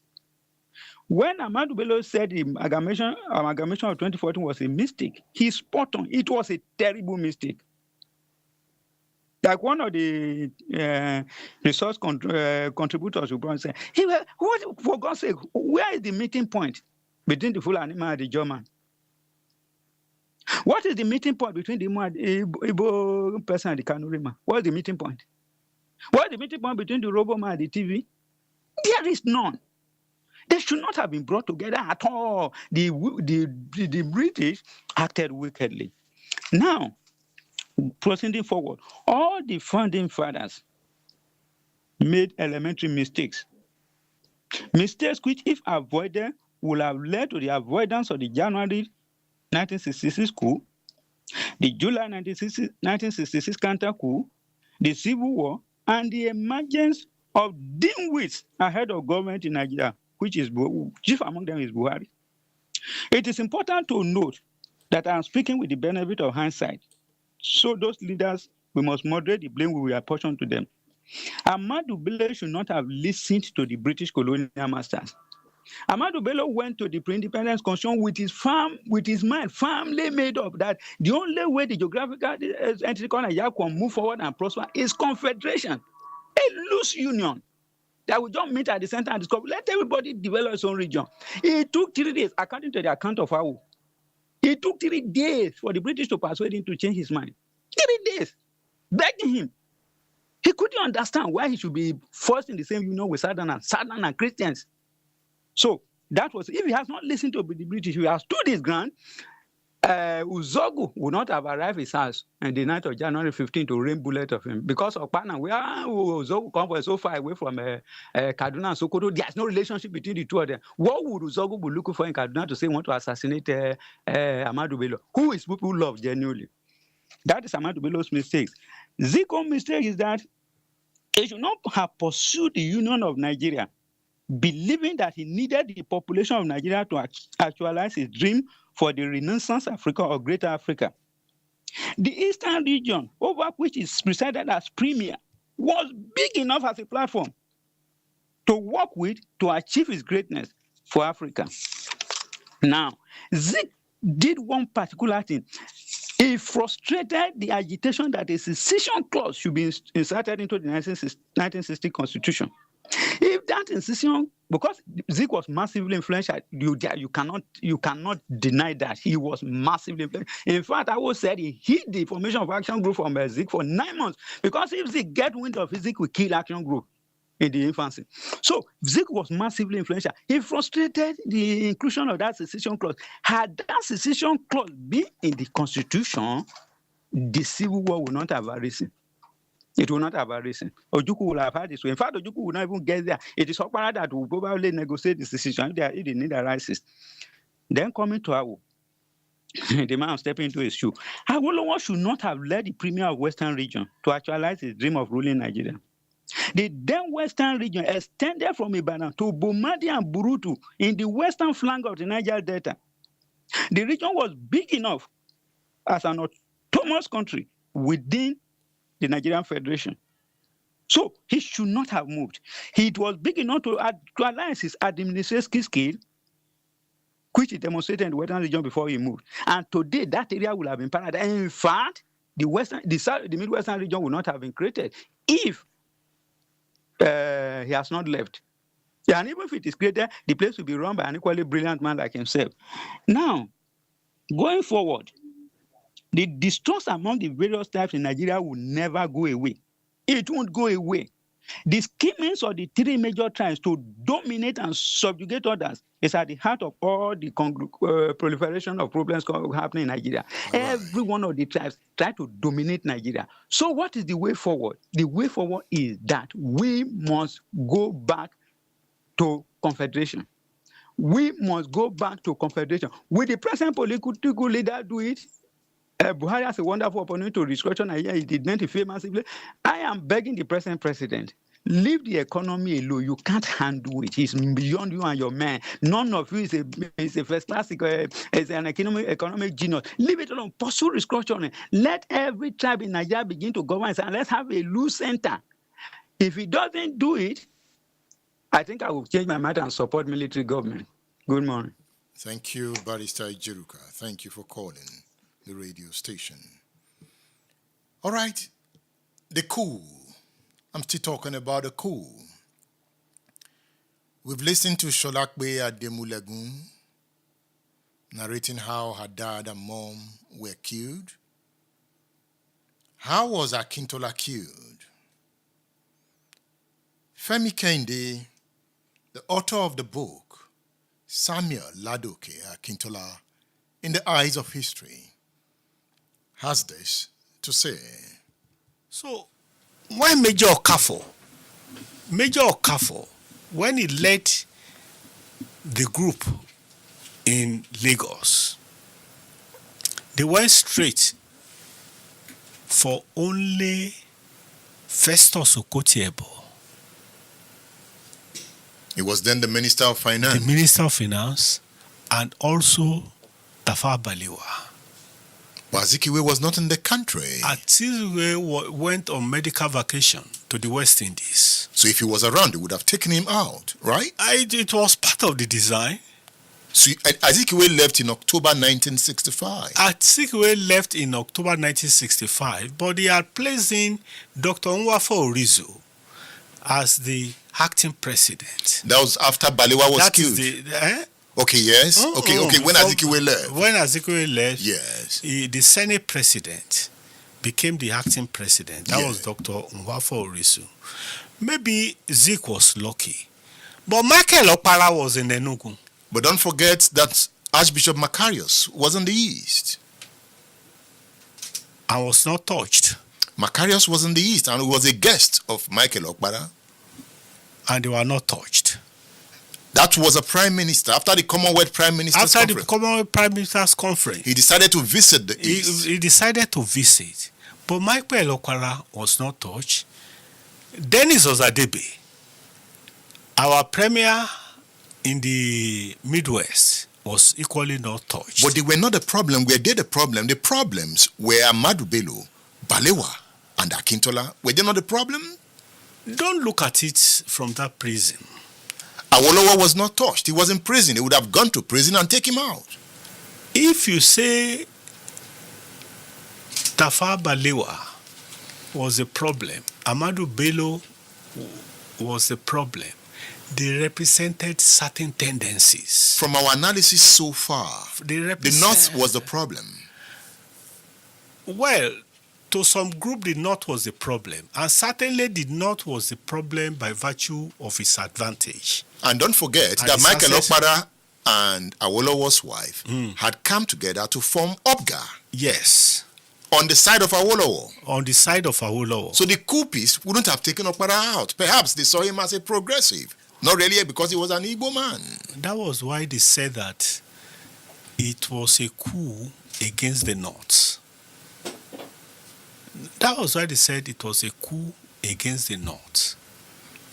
You know, on that 15th of January, when they struck, you know, they killed Tafawa Balewa so brutally that they dumped his body somewhere along Ota Road, around Sango.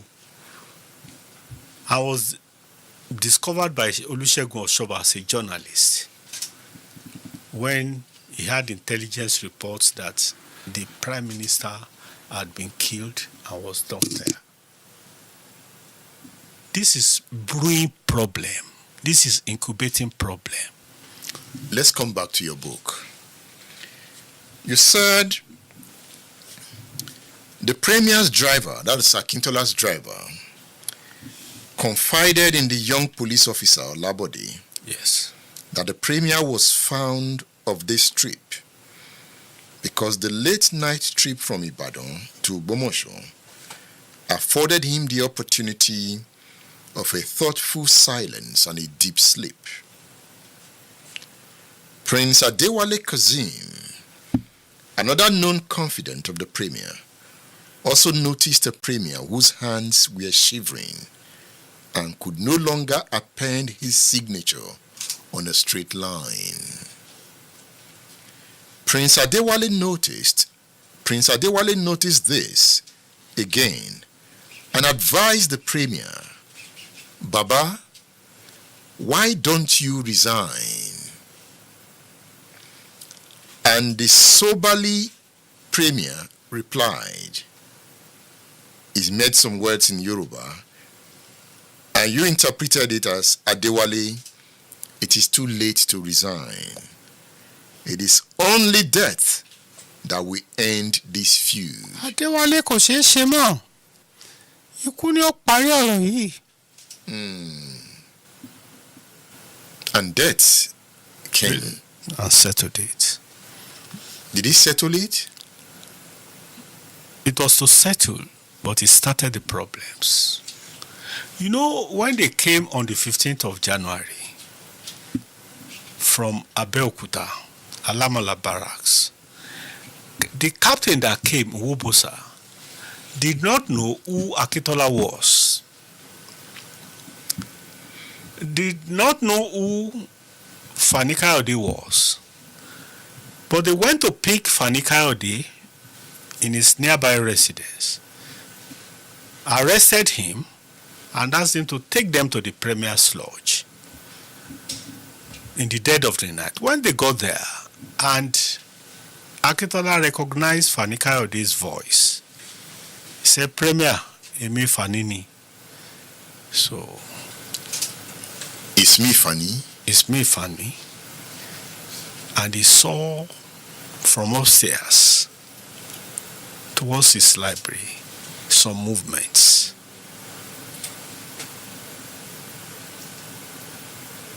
He tried to hide. But unfortunately, Yomi's children, infant children, started to Yomi's cry. Was his first son? Was his first son. Started to cry and he made. So they knew that somebody, that the Premier was inside the lodge.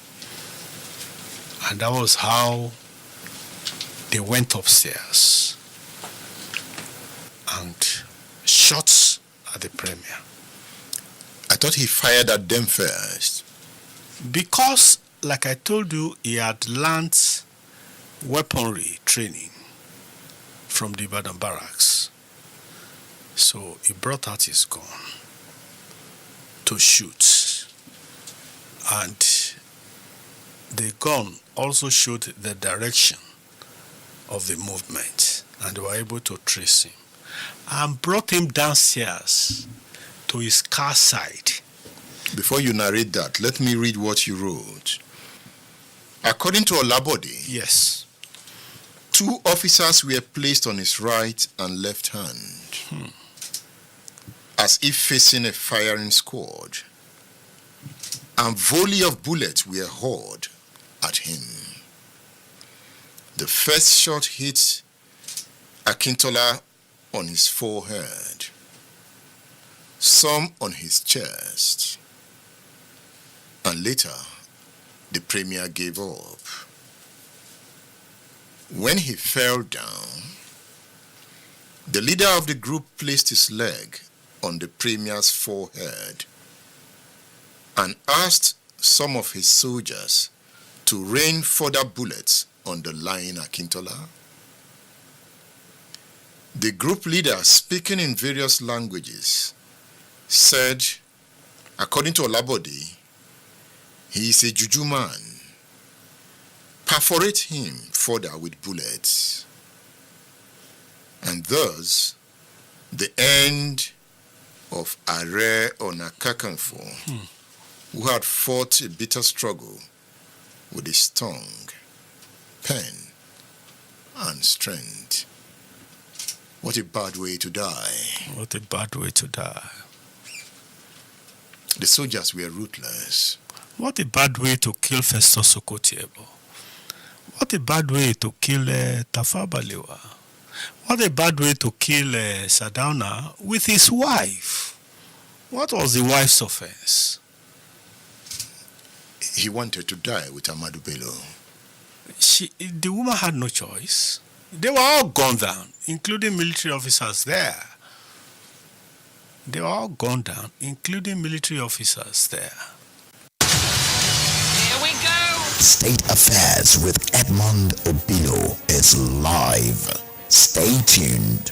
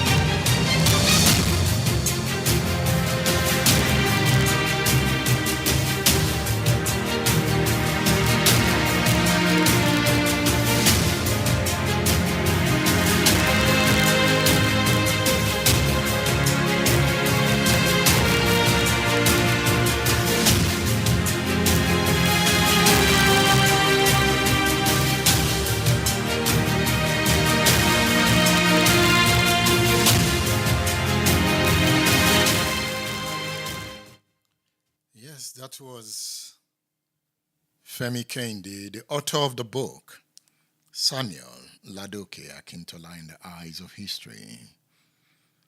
The book is a great read. You can get a copy on udarabooks.com. You can also order your copy through my WhatsApp number, 080-309-18449. That is 080-309-18449. I have told you about this book, Why We Struck, and I feel that as a student of this class, you should have a copy of this book. Why We Struck, the story of the first Nigerian coup, written by Adewale Ademoyega. I'm going to read from this book in the next class, because this is part one of this particular one. Was it an Igbo coup? This is part one. This is part one. So try and get a copy of Why We Struck, the story of the first Nigerian coup. And also get the book Samuel Ladoke Akintola in the Eyes of History by Honorable Femi Kendi, former member of the House of Representatives. Femi writes so well. I'm also looking at having another interview with him soon on Fumilayo Ransom Kuti. He also wrote about her. It's about exploring the past to build a great future. Let me bring in Chukwuma Bunam. Chukwuma Bunam is the author of the book, Ironsi, Nigeria, the Army, Power and Politics. He comes with another dimension. He wrote that in his book. And when I read the book, Ironsi, Nigeria, the Army, Power and Politics, I said, no, I must find this author and I must talk to him. He made certain revelations, controversial revelations, in the book. And I got him in July 2024. We sat down.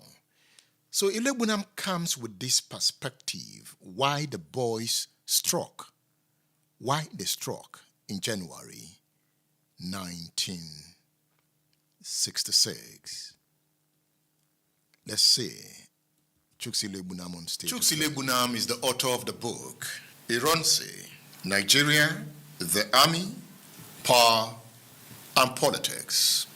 Let's talk about your book. Of course. In the preface of the work, you quoted Major General M.C. Ali. Ali says the January 15th, 1966 coup was staged to preempt a Northern People's Congress inspired coup. Why did you quote this section? Yes, because in 1966, after the first coup took place, the organizers and perpetrators of the coup said it happened to preempt a northern coup that was coming. Nobody believed the story at that time.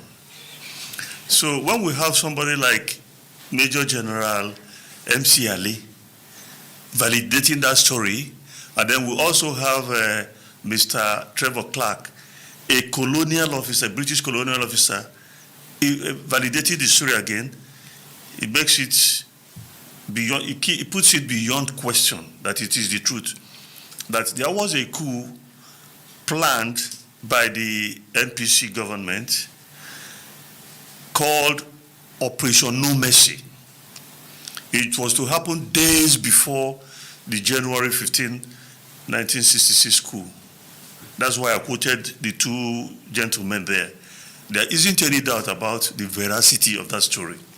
So what you call a northern planned coup can also be defined as the Hausa Fulani coup.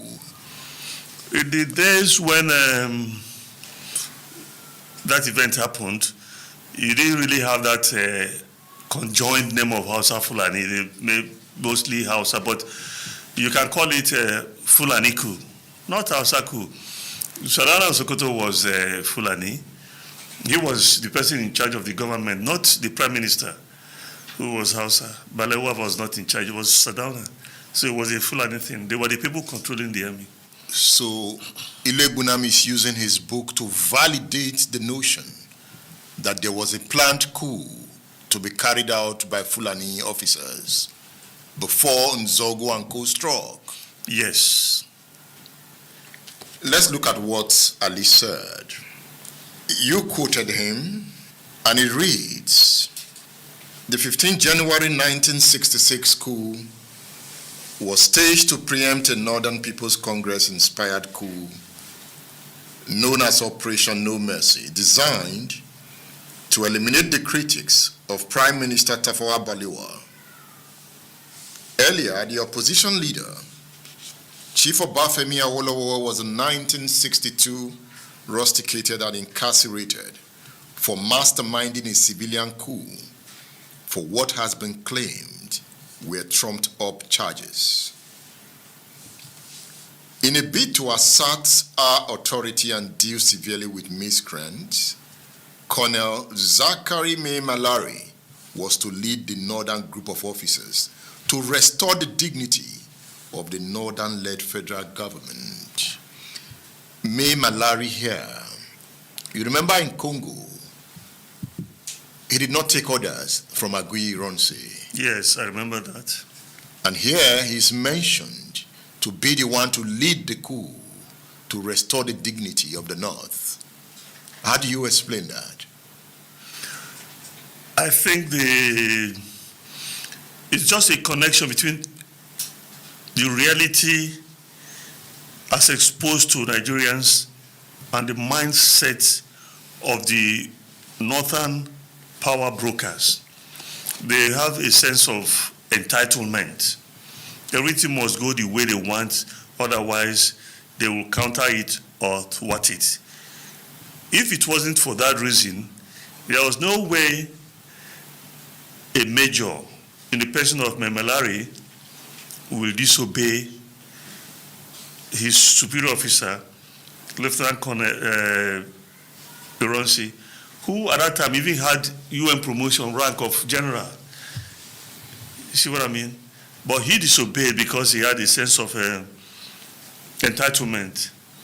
And Ironsi ordered him back to Nigeria, and he left. If it were some other person, back in Nigeria, he would face further sanctions. Why did Ironsi push for further sanctions? There are two reasons for that. One is that Ironsi wasn't as foolish as most people thought. You took actions in terms of anticipated reactions. Ironsi would have asked himself what to gain if he came back home and continued to pursue that point. That's the main reason. What would he gain? And then there's a second answer to that. This guy is constituting an obstacle to me. I remove him, problem solved. And then he continued with what he was doing. And this same guy was to lead a coup. Yes, he was. No, now we are looking at counterfactual. There was no northern coup. We are only making this argument on points of conjectures. There was no coup. But if there was a northern coup, do you think Memelari would have spared Ironsi? Well, I do many things, but I never claim to be a prophet. I never claim to read the minds of people, what they would have done 4 decades or 5 decades ago. But given the sense of impunity that existed among certain sections of the society, and given what happened during the counter coup, I do not think that the man would have spared Ironsi for 1 millisecond. Now, this question of a northern coup, let's probe it further. I remember Akintola visiting the Saudana. Yes. A day before the January 15th coup. He was in the north. You find that argument in Femi Kende's book, Ladoke Akintola and the Eye of History. So by January 14th, Saudana and Co had the premonition that there would be a coup. So do you believe if they were planning a coup and they knew there was going to be a coup, they should have acted, but yet they refused to act? What Akintola and Ahmadu Bello had couldn't be described as premonition. They knew that a military action was possible because they had been told. Even Ironsi himself traveled to Bauchi to go and see the Prime Minister who was on leave to say, look, this is what I'm hearing. It's in this book. These young officers are trying to move.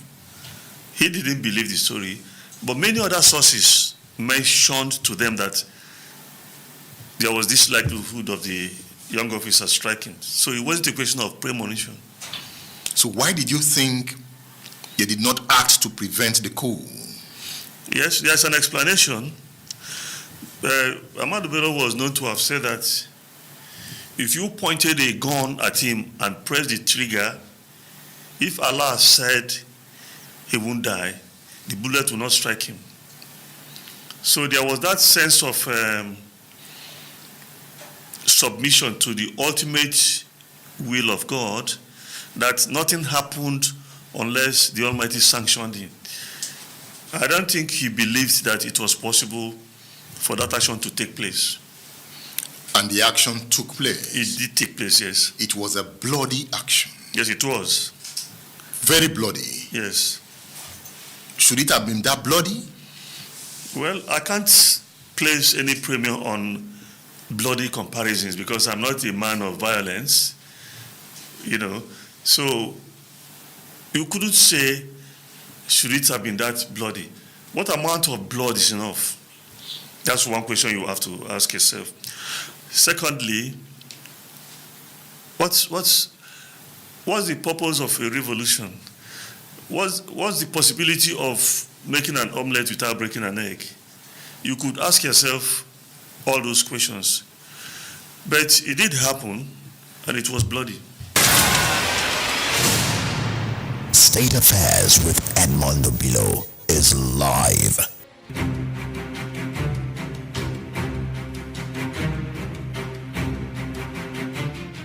Yes. Ilwe Bunam there. There's something I want to do. I want to go back to this interview. I want to play the first 5 minutes to the listening pleasure of those listening on Splash. Because there was a mix-up somewhere.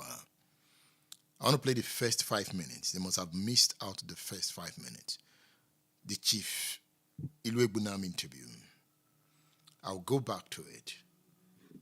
There are lessons to learn. It talks about the MPC planned coup. Chuks Ilwe Bunam is the author of the book, Ironsi, Nigeria, the Army, Power, and Politics. Let's talk about your book. Of course. In the preface of the work, you quoted Major General MC Ali.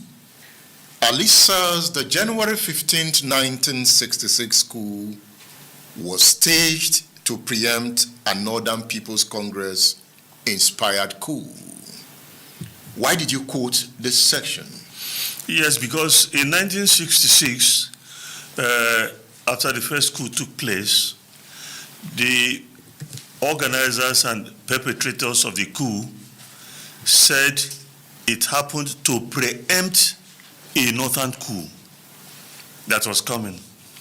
Nobody believed the story at that time. So when we have somebody like Major General MC Ali validating that story, and then we also have Mr. Trevor Clark, a colonial officer, British colonial officer, validating the story again, it makes it beyond, it puts it beyond question that it is the truth. That there was a coup planned by the NPC government called Operation No Mercy. It was to happen days before the January 15, 1966 coup. That's why I quoted the two gentlemen there. There isn't any doubt about the veracity of that story. So what you call a northern planned coup can also be defined as the Hausa Fulani coup. In the days when that event happened, you didn't really have that conjoined name of Hausa Fulani. They made mostly Hausa, but you can call it Fulani coup, not Hausa coup. Sarara Sokoto was Fulani. He was the person in charge of the government, not the Prime Minister, who was Hausa. Balewa was not in charge, it was Sadauna. So it was a Fulani thing. They were the people controlling the army. So Ilwe Bunam is using his book to validate the notion that there was a planned coup to be carried out by Fulani officers before Nzeogwu and Co struck. Yes. Let's look at what Ali said. You quoted him, and it reads, the 15th January 1966 coup was staged to preempt a Northern People's Congress inspired coup known as Operation No Mercy, designed to eliminate the critics of Prime Minister Tafawa Balewa. Earlier, the opposition leader, Chief Obafemi Awolowo, was in 1962 rusticated and incarcerated for masterminding a civilian coup for what has been claimed were trumped-up charges. In a bid to assert our authority and deal severely with miscreants, Colonel Zachary May Malari was to lead the northern group of officers to restore the dignity of the northern-led federal government. May Malari here, you remember in Congo, he did not take orders from Agui Ronse. Yes, I remember that. And here he's mentioned to be the one to lead the coup to restore the dignity of the North. How do you explain that? I think it's just a connection between the reality as exposed to Nigerians and the mindset of the northern power brokers. They have a sense of entitlement. Everything must go the way they want, otherwise they will counter it or thwart it.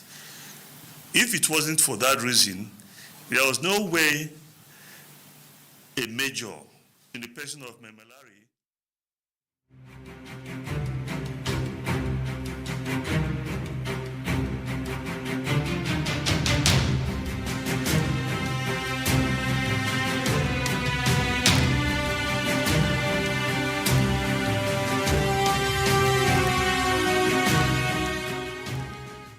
Yes, that is Chief Ilwe Bunam there.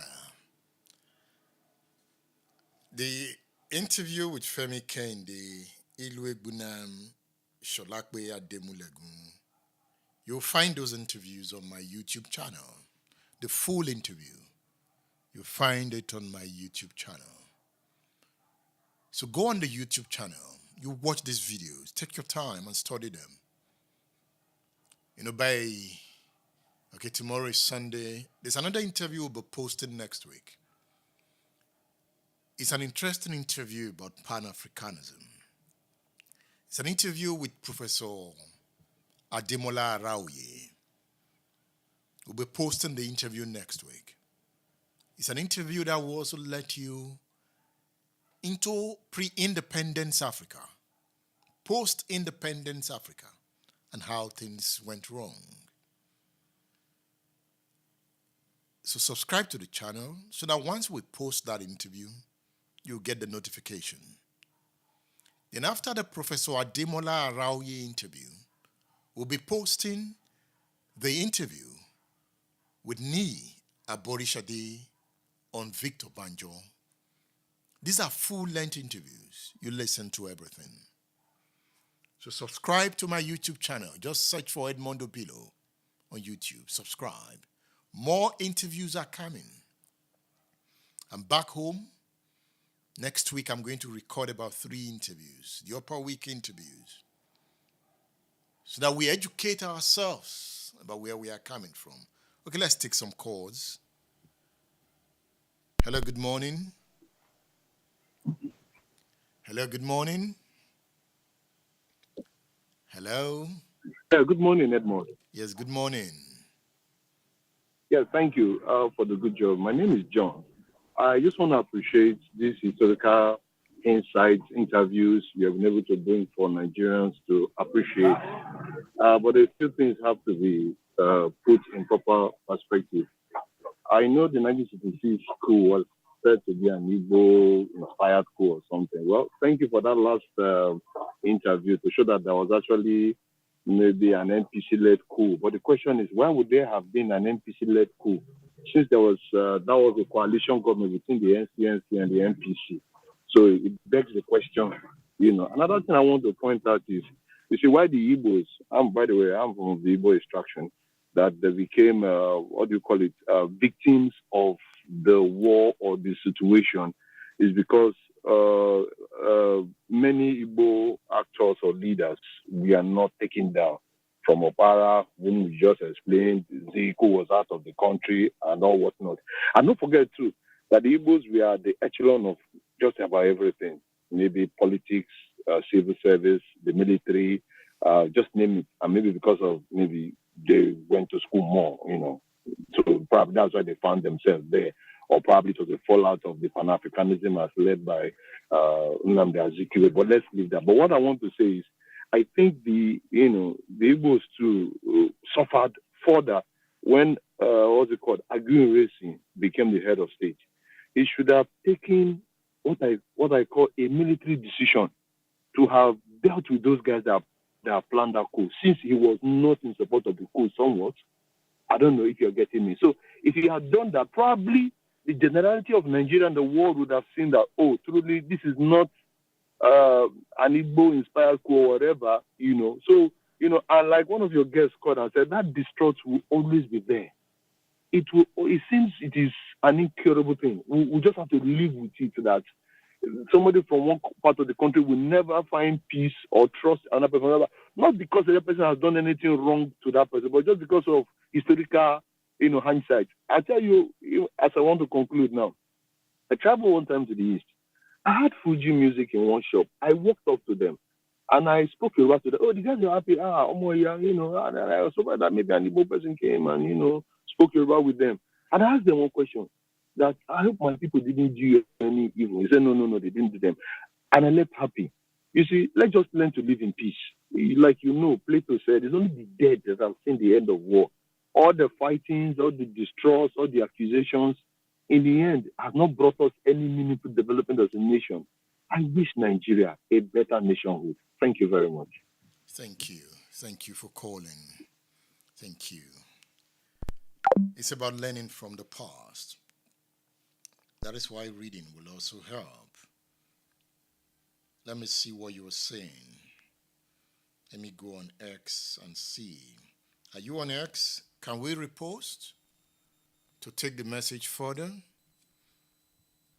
The last interview was with Chief Chuks Ilebunam, the author of the book Ironsi, Nigeria, the Army, Power and Politics. Chief Ilebunam has a lot to say, but that will not be on this edition of the program. Okay, Abeza Charles Obina is on. Hello, Charles. Hello. Yeah, good morning, Edmond. Yes, good morning. Yeah, welcome back from your trip. Thank you. Yes. So from the discussion this morning, I would say that the 1966 coup borders on ethnic question, and it is a reminder that we are yet to attain the Nigerian consciousness, and that still plays out even in 2024. Each time I reflect on the event of June 12, 1993, that is when Abiola was denied of his mandate and the agitations that followed it, I keep asking myself if the agitations was actually a pro-democracy or a pro-Yoruba nation. Because you would ask, why didn't the East and Northern part join the agitations? So if we are to attain the Nigerian consciousness, I'll make two proposals. First is to go into restructuring. This involves decentralizing the federal powers and going back to regional governments. And the second proposal I'm making is electing benevolent leaders who would be fair and just to every ethnic group in Nigeria. Such leader can only emerge if we carry out a mental revolution at the grassroots level. That is my contribution this morning, Edmond. Thank you so much. Thank you, Abeza Charles Obina. I have a message here from Afam Ifna on X. It says, good morning, Radio Man. Mr. Odia Ofemu's claims are strange to all known history books. Where is the proof to his claim of Ojukwu meeting Zik and asking for a coup, among other unverifiable claims he made? Okay. Before Abeza Charles Obina called, the last caller said, how could the Northerners plan a coup when the MPC was in alliance with them? Do not forget that by 1964, that alliance was already broken. Remember, the 1964 federal election was heavily rigged. And the MPC boycotted that election. Not MPC, NCNC boycotted the election. So at the end of the day, Zik refused to call Balewa to form a government. And there was stalemate. That was one of the points Odia Ofemu made there. That Zik released a statement saying that he refuses to accept that election. And as the president of Nigeria, he will not call Balewa to form a government in parliament. But the information, or from research, some are suggesting that the military arrested Zik and threatened him to call Balewa to form a government. That is what Odia Ofemu called the first military coup in Nigeria. In politics, a lot happens behind the scene. A lot happens behind the scene. Even at the moment, a lot is happening behind the scene. So that alliance had broken down. So you could see that was why the NCNC, by this time Awolowo was in prison, the NCNC had to go into alliance with Awolowo's action group to now form what is known today as OBGA, United OBGA. OBGA. Okay, you have ABGA now, OBGA. OBGA. Okay, I'll get, I know there's a Grand Alliance. The guy is Grand Alliance. United Progressive Grand Alliance, something like that. Why did I escape, man? So, there was an alliance between NC, that alliance that Zik and Awo could not consummate in 1960, was consummated around after 1964, or 1964 as the case may be. The action group now went into an alliance with NCNC to form OBGA. While MPC of the North now went into alliance with Akintola's party in the West. So there was a new alliance. Perhaps if the coup had not happened, perhaps if Awolowo had come out of prison, but another question was that, would Awolowo have died in prison? Because if you read his book, if you read the next program I'm going to read, Awolowo also wrote that Ahmadu Bello and co hated him so much that they wanted him dead. And the coupists are saying that they plotted the coup to bring Awolowo out and make him the leader. We'll get to that point. I'm taking it one step at a time. I'm not rushing the program. It's about learning. It's about learning. Hello, DG. Good morning, Ed. Good morning. Yeah, thank you for picking my call. Please let me just respond to a few issues as quickly as possible. So, we have, some of us have been forced to become civil war historian. I've written a book on Victor Banjo. I think that the response to a lot of the comments that have been made so far is that we all have to get our education right. You know, the solution really is that we have to go back to read. Now, let me just respond to the issue of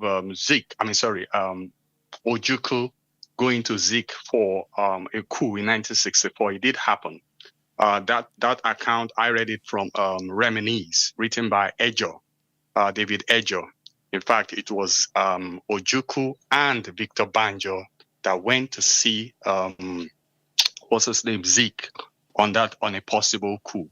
And they were supposed to carry it out, but it was annulled after Zik had agreed to join into a joint government with Balewa. Okay, there are lots of things that needs to be discussed. Barrister Ejoroka mentioned Awolowo remaining. Should have remained premier, and shouldn't have gone to the center. But if he does that, he's going to defeat Awolowo's principle of a democratic government. He would essentially be perpetuating himself in office. Our vision was to create an action group that will be able to provide political machinery or intellect to the Nigerian polity. So by the time he was done in the Southwest, he wanted to go to the center, provide leadership there, and eventually come back home and then begin to allow, other parts of the country to lead the country in a true federal state. We even need to go back to the whole definition of federalism and find out how we can implement it in our time. So I think that the answer to many of the questions and many of the wrongly posited ideas on the program today is that we all have to get our education right. We have to read. Thank you, Edmund. Thank you, Deji. Thank you. Yeah. The power of reading, you cannot take that away. The power of reading. I'm still researching on the war. My master's degree thesis was on the war, but I took an aspect of the war. That is the Ahira Declaration. I don't know how many of us have read the Arusha Declaration. If you compare the Arusha Declaration with the Ahira Declaration. So I wrote my thesis, my master's degree thesis in political science on the Ahira Declaration. And hopefully that will be a book soon. I think I did extensive work on it during this period. Barrister Jiruka is calling again. Okay, let me. My master's degree thesis. Hello, Barrister Jiruka. Hello, Edmund. Make it brief this time. Yes, I'll make it brief. I forgot to comment on the January coup and the actors themselves. But let me quickly reply, DG. Under a parliamentary system of government, you have a indeterminate number of years as a term. You can be removed overnight if the parliament should decide. And as long as you enjoy the support of the parliament, you remain there, even if it is 30 years. That's the difference between parliamentary and presidential system. That's about that. So there's no question about who becoming a dictator. He was ordained to rule his people. I don't just want to go to the esoteric and spiritual and metaphysical, which I have been thoroughly educated, even by the old man himself. But let's leave that. Now, you see, Edmund, somebody saw me and said, Jiruka, when you say certain things and very controversial, and I don't want to believe, ultimately you are proving right with time. In my early years, I saw the military, I admired the military, and I saw the Nzeogwu people, I saw them as revolutionaries. But when I review everything they did and what happened, I changed my mind. I said they are not revolutionaries. These people are not revolutionaries. These people are thugs. They are military thugs. And why do I say so? You see, it is not the coup itself I'm condemning, but the brutal killings, the avoidable killings, the unnecessary killings. Can't you put them under house arrest? Couldn't you have expelled them from the country, take them to the border, and them that they will not return to Nigeria? Couldn't you have done something about it? Everybody killing that January 1966 school, it was a needless killing. None, not a single one of them decided to die the day they died. And then look at the way all those who killed those people, they betrayed their masters. A betrayer is an evildoer. Nothing good can come from him. Look at Onwategu. So a house you have gone to eat, you are now shooting the pregnant wife. Probably the person who for you that day. The same thing, Colonel Pam. The man who shot him was the AD camp. You don't betray people. When you betray people like that, you can never be a good person. So, and then, conclusively, I say this. One of the most important scriptures in the Bible teaches about moot point. That there will always be moot point. Argument, points for which people will not be able to agree, everybody will not be able to agree whether it is right or wrong. Some will say it's right, some will say it's wrong. The Bible now says, how do you resolve that problem? Look at the consequences of that action. The consequences of that action tells you whether that action was right or wrong, whether it was good, whether it was evil. Look at the after effect of the 1966 coup. In fact, the people I pity most are those Igbo military officers that were killed in the barracks, killed like dogs, who knew nothing about the coup, in Abeokuta everywhere. Thank you. Brilliant Igbo officers were killed needlessly by the counter-revolution, by the counter-coupists. So that's my own opinion. I've changed my mind. They are not revolutionary. I see them as military thugs. Good morning. Thank you, Barrister Jiruka. Now let's listen to Nzeogwu, because Nzeogwu granted an interview when he struck. He granted an interview. So I want us to listen to Nzeogwu, what Nzeogwu has to say about the coup. Kaduna Nzeogwu here.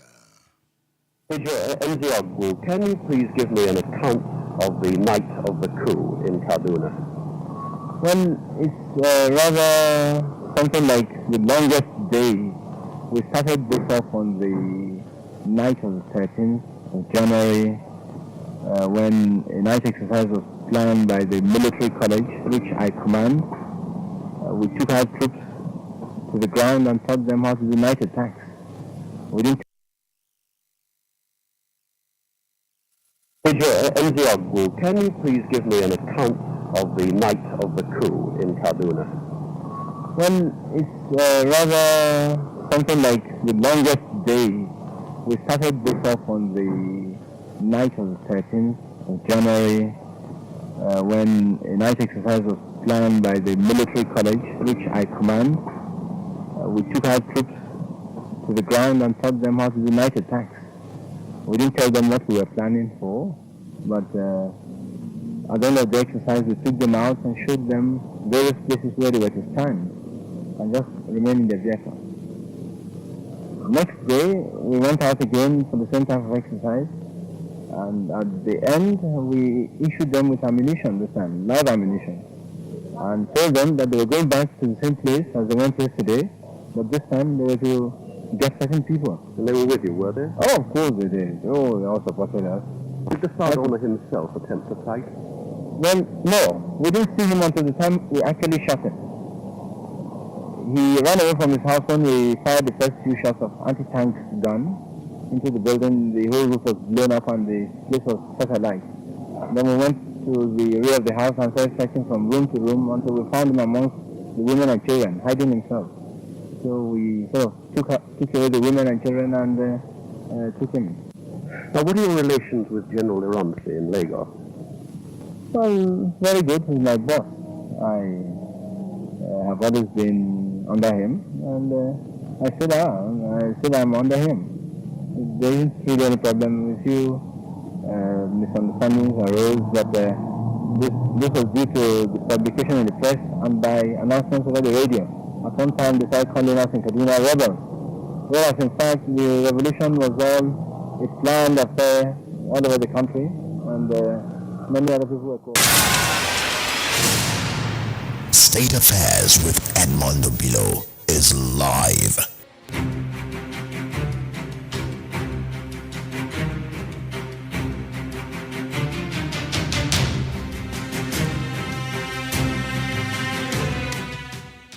Yes, that's Nzeogwu there. Speaking to journalists on how they killed Ahmadu Bello. And I was looking at his face. It was so calm, cold. As he was explaining, I was trying to look into his mind. These were young officers. Wow. I have recommended some books to you already. I recommend Adventures in Power, Book 1, My March Through Prison by Obafemi Awolowo. Awo was sent to prison, one of the reasons that the boys struck. I've also recommended Nzeogwu by Olusegun Obasanjo to you. It's a classic. Another book I've recommended to you is Colonel Victor Banjo, A Revolutionary Betrayed by Niyi Aborishade. I've recommended the book by Femi Kehinde entitled Samuel Ladoke Akintola in the Eyes of History. I have told you about the book Why We Struck by Adewale Ademoyega. I have also recommended Ironsi, Nigeria, the Army, Power and Politics by Chuks Iluegbunam. I also recommended Victor Taiwo's book to you, Nigeria on Gunpowder, The Climax of Misrule. I have recommended The Brigadier's Daughter, written by Sholakbe Ademulegun. You can order these books on udarabooks.com. udarabooks.com. You can order them through my WhatsApp number, 080-309-18449. 080-309-18449. 18449. I have not answered the question, was it an Igbo coup? But the listener have been making their point. So in part 2, we'll begin to answer the question through the voices of authors who have written on the subject, through the voices of analysts. And I also look forward to discussing Awolowo with DG Yesufu soon. DG, I know you are listening. You have read a lot of books on Awo. I know we've been talking about it. So soon I'll begin to discuss with you. Some of you that have also ordered some books. After reading them, let me know so that I bring you on the show. Let's discuss what you have read. That is the essence of the class. So soon, students of the class that have read the books recommended will be coming to discuss the books they have read. You know, students of the class are also teachers. In that case, they will come to teach us what they have read so that we'll pass the knowledge and also encourage more persons to read, have a deep understanding of where we are coming from. I appreciate your comments and I appreciate you always there. This is the last call I'll take. I'll pass the knowledge and also encourage more persons. Hello, good morning. Good morning, Mazi from Germany. Edmond, good morning. I greet you. Yeah, I will be very brief. The issue of Nigeria, the issue is very complex. The so-called our founding fathers like Awolowo, Azikiwe, Ahmadu Bello. The question we should ask ourselves, I mean, we now the new Nigerians, is did these people, did they believe in one Nigeria we are killing ourselves today? Did this so-called founding father believe in Nigeria? If we ask this question and get the answer, then we can continue, talking about this Nigeria. Because the foundation of Nigeria is faulty. That is why we are suffering today. That's why there's never-ending ethnic and religious conflict in Nigeria amongst 350 in different ethnic groups. Until we get this thing done, until we sit down and discuss, do we really want to be in one entity called Nigeria that the British, carved for us or concorded for us, or do we don't, or something else? Then we are going to be suffering in this kind of, we're going to, live in this kind of, quagmire that is called Nigeria. Here where I live in Europe, Edmond, they have traveled to the whole world. 30,000 people can make a nation. 20,000 people can make a nation. 100,000 people can make a nation. But in Nigeria, where you have Yorubas who are almost 50 million, Igbos who are 40 million, Fulanis, Hausas who are more than 60 million, we are just, clinging on something that the white people, concorded for us, and we are killing ourselves every day. Very unfortunate. Goodbye from Germany. Bye. Thank you. Some are saying, to your tent, O Israel. Bright Ogbonna is on X. Bright says, there is nothing more beautiful than learning from the past. This is indeed a class aimed at raising our consciousness beyond propaganda and chauvinistic tendencies. Nigerians need to deconstruct our minds. We need to build our country. Tunde Musa on X says, I believe that regardless, the 1966 coup had underlying tribal element. It was as well on the guise of political revolution, but it rode on the wings of tribalism. And unfortunately, it streams up till 2024. It is even worse now. He says the last interviewee mentioned that the mistake was the 1914 amalgamation, and I agree. It is difficult to unite people of different historical backgrounds and tribal objectives to build a single nation. That caller from Germany makes a point. In Europe, almost all ethnic groups is a country in Europe as we speak. In Europe, yeah. And the last one that was refusing descended into a bloody civil war. That was Yugoslavia. Czechoslovakia avoided the war and they just went their ways. So that's why you see in Europe you have small countries. They are all Iceland. You know, Iceland is not up to a population of 1 million.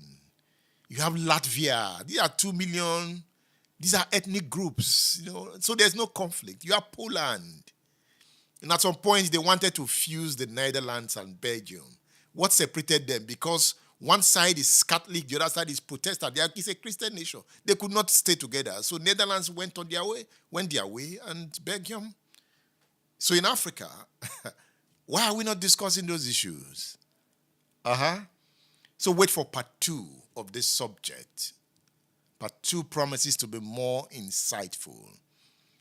I am Edmond Opilo. I worked with Bosun Alayode to bring you this edition of the program. Part 2 will be hot. Are you in class? Remain in class. And read. Read. The next program is Ijoba Ibile with Abiodun Adewale. Thank you for being there. I am Edmond Obilo.